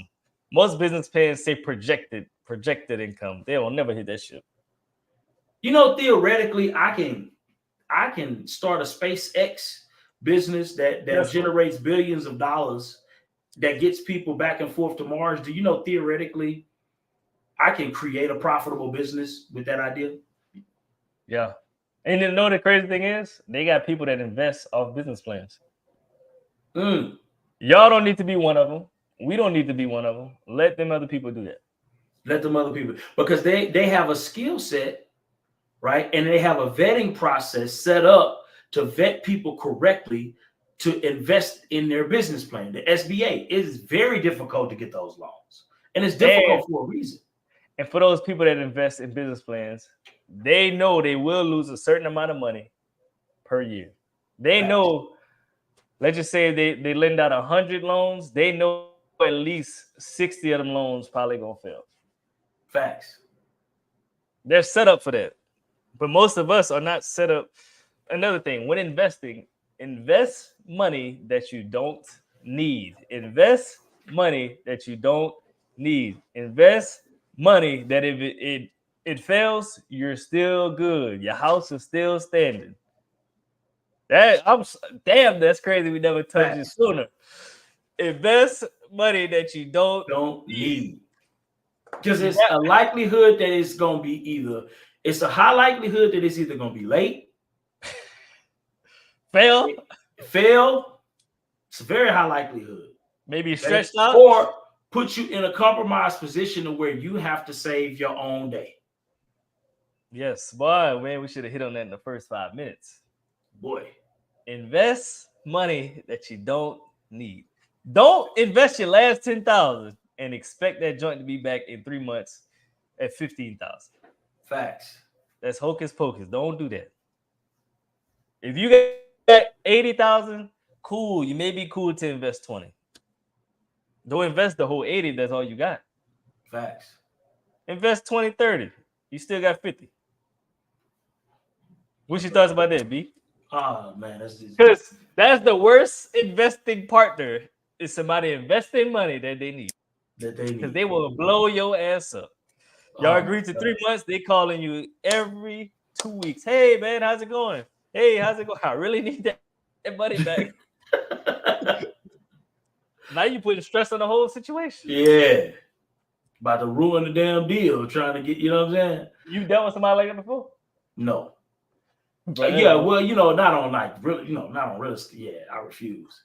Yeah, like I don't solicit a lot of money though. So that's the difference though. I don't solicit money from people. That's the worst. Yeah, I don't do that. Matter of fact, most people that have invested, bro, they hit me up. That's the best way to be. You know what I mean? So that's critically important. That's critically important. Don't invest what you don't have. So we cover market research analysis, and preventing yourself from investment nightmares. You don't get the excuse of not knowing as an investor. Now, here's the thing. I want to preface by saying this. You don't have to be an expert in the actual skills of build. Let's say if it's a house or if it's crypto, whatever it may be. You don't have to be an expert in building those things, but you do have to be an expert in knowing how that process goes. Yeah. Right. And if you choose to invest in real estate, just invest in real estate. Don't just invest in a bunch of shit, because what's going to happen is that the easiest way to take your eyes off the ball and not have a system and a process as to how you invest in these things. Mm-hmm. I'm a firm believer. I am a real estate investor. If you see me trying to sell insurance tomorrow, you need to be scratching your head like, wait a minute. And you want me to put my money up? You need to be immediately scratching your head like, B may be off, man. Yeah. It is very arrogant to assume that I am successful in one business and I can just take that to a new business. Hey, they got a lot of people out there like, well, Jay Morrison is a good candidate. Fact. He's supposed to be Mr. Real Estate Investor. Now he's doing life insurance and credit. Crazy. That's good. Whatever you do, stick to that one thing, man. Like let's give a good example of Chris Johnson. You know who that is? Yes. He do Bitcoin. He say I'm done with stocks. 100% big. He announced that he's done with stocks and he mastered stocks. He's moving on to Bitcoin. Now he's 100% in Bitcoin. I like 100%. I don't see nothing wrong with that. He moved on. I love that. He announced, I am done with this. I'm moving on to something else. I like 100%. Yeah, I don't want you to have I don't want you to have 8 businesses that do different things, and I'm giving you my money. Matter of fact, that's red flag. Let's put that red flag on the plate. If you say that you do this, and you want me to give you my money to do this, I don't want to hear about no other businesses that you involved in. None. Yeah. Now I would say if they're aligned, it's cool. Like yeah. Well, that's different. We do real estate. We also do construction. You need construction to do real estate. Yeah, absolutely. That's the line. That's vertically aligned. Yeah. If people talking about I do real estate, but I also do I sell cars. That's two separate things. What we doing here? What are we doing? Yeah. You know, I'm a master car salesman. I'm a master real estate investor. No, sir. I need you to be the master at one. We ain't doing jack of all trades. We not doing the jack of all trades, like that's the easiest way to get yourself set up in some BS. Yes, sir. Let's see. How important is it to understand the legal and regulatory environment before investing? Man, this is that's a lot. I think this is probably the most important. It's the most important. There's a lot when it comes to that too. So you got to ask the right questions. That's number one. Yeah. Ask the right questions to the right people. That I say when it comes to investing anyway, we don't ask enough questions. We don't. And not the right questions. I'm happy you said it. So give me one question somebody should ask for an investment. Well, you know, with me, I'm gonna always go back to collateral, right? So how is my money protected if this thing goes bad? That's what question I want to know. That should be everybody's number one question. Yeah, how is my money protected? I don't want to hear about you're a good person and you wouldn't do that. That's a red fucking flag. Okay. Nobody does it until they have to do it. Yeah. People are only as good as their what benefits them. Yeah. Right? And it's this for everybody, even good people. Even good people are only as good as what benefits them. Right. So how's my money protected if this thing goes bad? Right. So that's what I want to know. Okay. Then the next thing I want to know from a legal standpoint, what legal instruments are in place to secure my asset? Right. Mentioned something that was critically important. In Louisiana, they don't do deeds. Texas, we do a lot of deeds. Right. What does that look like? How do I secure my asset in Louisiana? Matter of fact, could probably you did. Huh? You did. Didn't you lend money on a deal? Which you got a cash sell, right? Yeah. So the cash sell is a deed is the same thing. It's just Louisiana is different. You know, everything different about Louisiana. Our food different. Everybody got counties. We got parishes. I don't know. It's just weird. It's different. Yeah, it's just different. So it's important that whatever state you're investing in, you need to know the legalities of that state, because not every state operates different. Not every city operates different. So, you know, to get that information, I would say the best way is to call a title company in that area, ask certain questions like, hey, if I do this, how do you guys operate in this area? Do your own research. Like before you want to invest in something cool, at least take a week to educate yourself on certain things. At least minimum a week. And if I were to do minimum a week, I honestly wouldn't be investing a lot of money at that point. I would be investing small amounts of money to see the process. Yeah, exactly. I would invest very small amounts of money while I'm learning the business.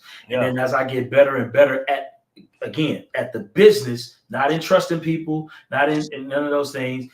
As I get better, business as lending money. Yes, the business of lending money, the better I get as an investor lending money or investing money, then I will invest bigger and bigger amounts. Yeah, that's a good point. Because investing is a skill. I do that too. Like, I'm not a stock guy, but I be putting money in there. I put a little bit. Yeah, me too. It's just like going to the casino. Do not bet all your money. Do a little bit at a time. A little bit at a time. I don't give a damn how you feel. I'm not a casino guy. I say, look, I'm going in there with 100. After 100, I'm walking. I'm gonna give me a few drinks and I'm walking out. Facts. After 100, I'm out of there. Yeah, But most of us be like, I gotta get my 100 back. No, they got it. They won today. Facts. You got my 100, I'm out. Facts. I'm gonna drink $100 worth of drinks. We even. Facts. So I would say it's very important to understand the regulatory environment, the legal, and another thing too. I hear a lot about lawyer. Get you a good lawyer. Get you a good this. Get you a good that. Man, look, let me explain something to y'all.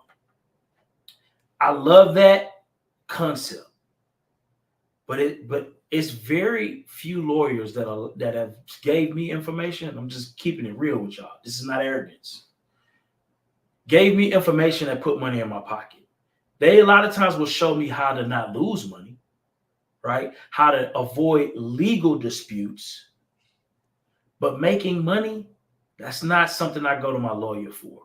Structuring my deal, I do not go to my lawyer for that. I have to learn that from myself.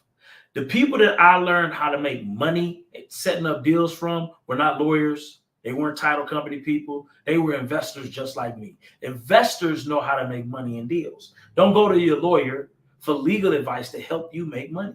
I think that is what's happened is, right, we want to put all of the responsibility on these legal professionals. And I can promise you that is the ultimate mistake if you think that's how you're going to protect yourself financially in business. It's not. It's many times on a lot of creative deals that I've done where I've educated the lawyer on the type of deal that I was doing. And he just showed me how to not legally get myself screwed up in this mix. That's it. In terms of helping me set that deal up, I set that up my fucking self. And you're going to be setting them up yourself. So what I'm saying is, yes, we do seek professional counsel. But don't depend on them people to put your deal together. Don't depend on them people to save you, right? If your deal go bad, right? Don't do that. Don't do that. Because trust me, you will be disappointed if you go in just blindly trusting these people to know and be able to understand everything that's associated with your deal. That's just my opinion. What's your thoughts on it? If your deal go bad, ain't got nothing to do with them. Facts. It's just like when it comes to doing taxes. At the end of the day, they file your taxes, but you're responsible. Facts. So if you get a refund for $50,000, the person that did your taxes is not responsible. You're responsible. You're responsible. You're going to jail, not them. Yeah. Same with anything. So we use our professionals as counsel, as guidance through these difficult things that we put together to make sure we're following the law. We don't go to these people to put together great deals. Period. I don't give a damn. We go to investors to put together great deals. Right? Yeah. Just that simple. Let's see, man. What else we got here, man? We got a couple more questions. We got to get out of here. So how can we distinguish between a legitimate opportunity and a fraudulent scheme? You got to look at everything. It's hard, but because a legitimate opportunity can look just like a fraudulent scheme, and the best scammers are the best people that put stuff together. That's why they're scammers, successful scammers. Absolutely. I would say this though.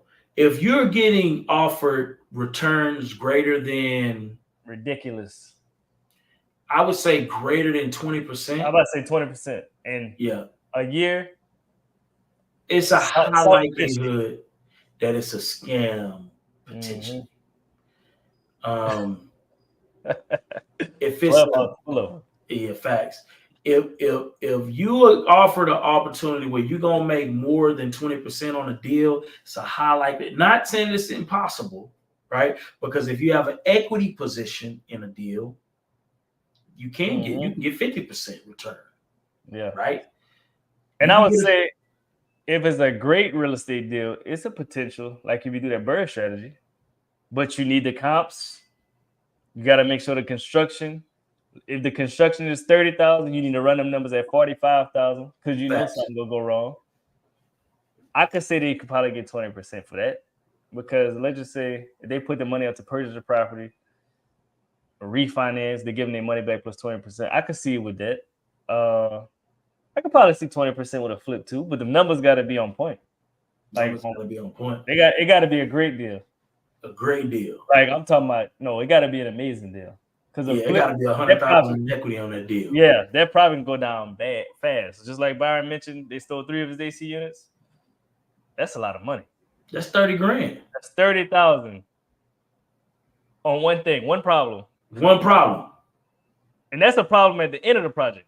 Facts. You done. You think you're in a positive 30,000 and you down 30,000 at the end of the project. That's the worst. The worst. And it happens, right? But one thing I can say for sure is that ain't nobody calling me talking about how I owe them money. Yeah. Everybody got paid their money. We need Kalani to come on here and talk about her experiences. You know what I'm saying? Yeah. But here's the thing. So it's very difficult to distinguish between a legitimate opportunity and a fraudulent scheme. That's the reason why I opened this conversation up earlier by saying treat everybody like they're a scam, and you just want to set yourself up to not lose if this person's end up being a scammer. That's it, right? Yeah. And there's a lot of ways. We talked about a lot of ways to do that. Everybody's a scammer, and I don't care about your story. I don't care about none of those things, right? And that's another thing too. I'm a very fact-based person, low on the feels. I'm real low on the fields when it comes to business. When it comes to friendships, I am a very realistic person. I understand why people are nice to me when they're nice to me when I pay them, right? I understand why, like I have a very sober assessment of people, what they like, what they dislike, right? Business opportunities, it's very sober. It's not. You're nice because you want something from it. Huh? You're probably nice because you want something from it. Yeah, that's it. And I'm cool with that. If I didn't have what you wanted, you probably wouldn't be nice. You probably wouldn't be talking to me right now. Yeah, facts. I'm very sober when it comes to that kind of stuff. Very low on the ego, very high on the facts. Yeah. You know what I'm saying? So I would just say you don't know how to vet legitimate opportunities all the time because they can look beautiful. But I would say this: if the returns are way too high, question it. Because how can they pay you over 20%, right? If you look at the profits on most businesses, successful businesses, they ain't even profiting that. A lot of them profiting in the 10% range or less. Hell no. Successful businesses. No, I'm talking about even like your McDonald's and your chains, they're not profiting like that. Yeah, you know what I'm saying? Like those businesses don't profit like that. They just make a lot of revenue. High revenue, but they got a lot of expenses. A lot of expenses. And so you need to know that. So Kalani say experience matter. The math can math, but if their experience do not back it up, then it's we heavy on the experience. Heavy on the experience. The first 30 minutes. Yeah, don't bring your new idea to me and tell me about how you want me to believe in your idea. Fuck that. We need vetted opportunities only. You know what I'm saying? So the next question is, how can investors protect themselves from falling victim of scams? We did that one already, right? Yeah. All right. And the next one is, are there resources or tools that investors can use to verify the legitimacy of an investment opportunity? Yeah, we pretty much covered that too. Like, do you have experience? Did you actually close deals? What's your track record look like? Let's put that on the table before you even talk to me about this investment opportunity. And I want to see some real HUDs. I want to see real houses. I want to walk in these houses. I want to do all that. I want to feel them houses. Because again, people can make it seem like they're that, but a lot of people not that. Facts. Like, we can look at Jim Morris, for example. Influence do not equal experience. Facts. How can networking and seeking advice from experienced investors help in avoiding investment nightmares? That is a great question. Like I stated earlier, if you're going to invest in a certain city or state, you should reach out to other investors in the city or state. Let's just say they got a meetup group or goddamn clubhouse room. You need to pop yourself in there and just ask questions. You ain't got to say, I'm trying to do business with this person. Just ask questions. Say, hey, if I want to be an investor and I want to give somebody 30,000, what kind of return should I be expecting? You want to just ask questions. Don't say, hey, I'm thinking about investing. Don't do none of that. Just ask questions. Say, look, if I invest 30,000 with, I just got a few questions. Hey, if I'm thinking about investing money, how does that opportunity look like with you? See what they say. Just ask 3-4 people the same thing. If they all got the same story, cool. But you also want to ask a lot of questions like, hey, if I invest this money, how do you think I can actually get my money back? What is a bird strategy? What is a fix and flip? How long should a fix and flip actually take? What are some questions? What's some good areas to stay away from? What's areas to stay away from if I'm looking to flip a house? And then if that investor who you're working with say, hey, I'm gonna invest in this area, what all the investors say stay away from, that's a red flag. If all the investors that you ask with, hey, if I put my money in a real estate deal, what's the construction time? If most of them say 6 to 9 months and this guy you're investing with say 3 to 4 months, that's a red flag. That's a red flag. You need to ask all the questions that comes to your mind to all these other people to see what they have to say. I think that's what I would do. Absolutely. What would you do? I would say the same thing. I like all of that. You have to be immersed in your space. You have to be immersed in your space. Again, investing is a skill, right? It is not something that you just do based off trust or liking people. You have to develop the skill of investing, and you don't get a pass to act like you didn't know and just run around talking about how people took advantage of you. That's not the play. That's not the play. The play is, how do I become so good as an investor that I never lose money? Rule number 1, never lose money. That's the play. Exactly. Well, man, I hope y'all got a lot of valuable information today. I think it was a great show. I think it was an amazing show, actually. So this may be one of the ones you got to replay. Share it with some friends that's looking to invest, looking to put money in some property or whatever, just trying to put some money up. Share this with a friend. Rewatch it again. Comment if you're watching the replay. Let us know about your experience, or if you had a bad experience. We'd love to hear it. If you want to share, get you on the show. Make sure you hit the like button, subscribe button. If you want to join the family, they got 3 different ways you can join the family. After you hit the subscribe button, hit the join button. They got Legacy, Trailblazer, Visionary. If you want to be part of the family, we'd love to have you. If you're looking to get construction work done in Houston, hit up Byron. If you're looking to get construction work done in Louisiana, hit up me. If you're looking to learn real estate, you can hit me up as well. If you want to support and get some No Stranger Energy gear, the site is not live. Byron got on the sweatshirt right now. You can get I like the mustard and the black myself personally. Yes, indeed. You can go ahead and grab you some. I think it's worth it, and we appreciate y'all, man. Absolutely. You got something else, B? Man, I would just say, man, investing in these funds, investing in real estate. Look, we don't get the luxury of not investing, and so as a result of that, we just have to become very educated and skilled investors. Don't be running around just calling everything a scam just because everybody else is calling it a scam. I think that is a very unsophisticated response to a lot of this stuff, if I'm being honest. The sophisticated response is, why was that a scam? Why did those people lose money? And learn how to be a smarter, more educated investor in anything that you decide to invest your money in. So I think that's the response. And I just want to that's what I want to leave with everybody.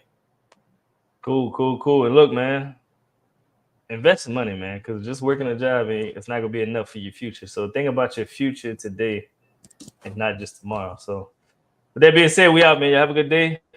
Peace. What's up, y'all? So most people struggle with sales. A lot of us in real estate, and we struggle with our sales. We struggle with follow-up. We struggle with leads. And we just basically missing out on deals. For me, I just got on Taskify CRM. They send messages out for you. And look, a lot of us have work. When you get off of work, you have hot leads ready for you. Make sure you check out Taskify CRM. I'm telling you, it automatically replies for you. And look, it sends you multiple messages. Like we talking about drip campaigns, so you're not missing up on the lead follow-up. So make sure you check out Taskify CRM. Use coupon code NoStingyEnergy to get 10% off. I'm about to show y'all inside my CRM so I can see how it really works. Make sure y'all check it out. Peace.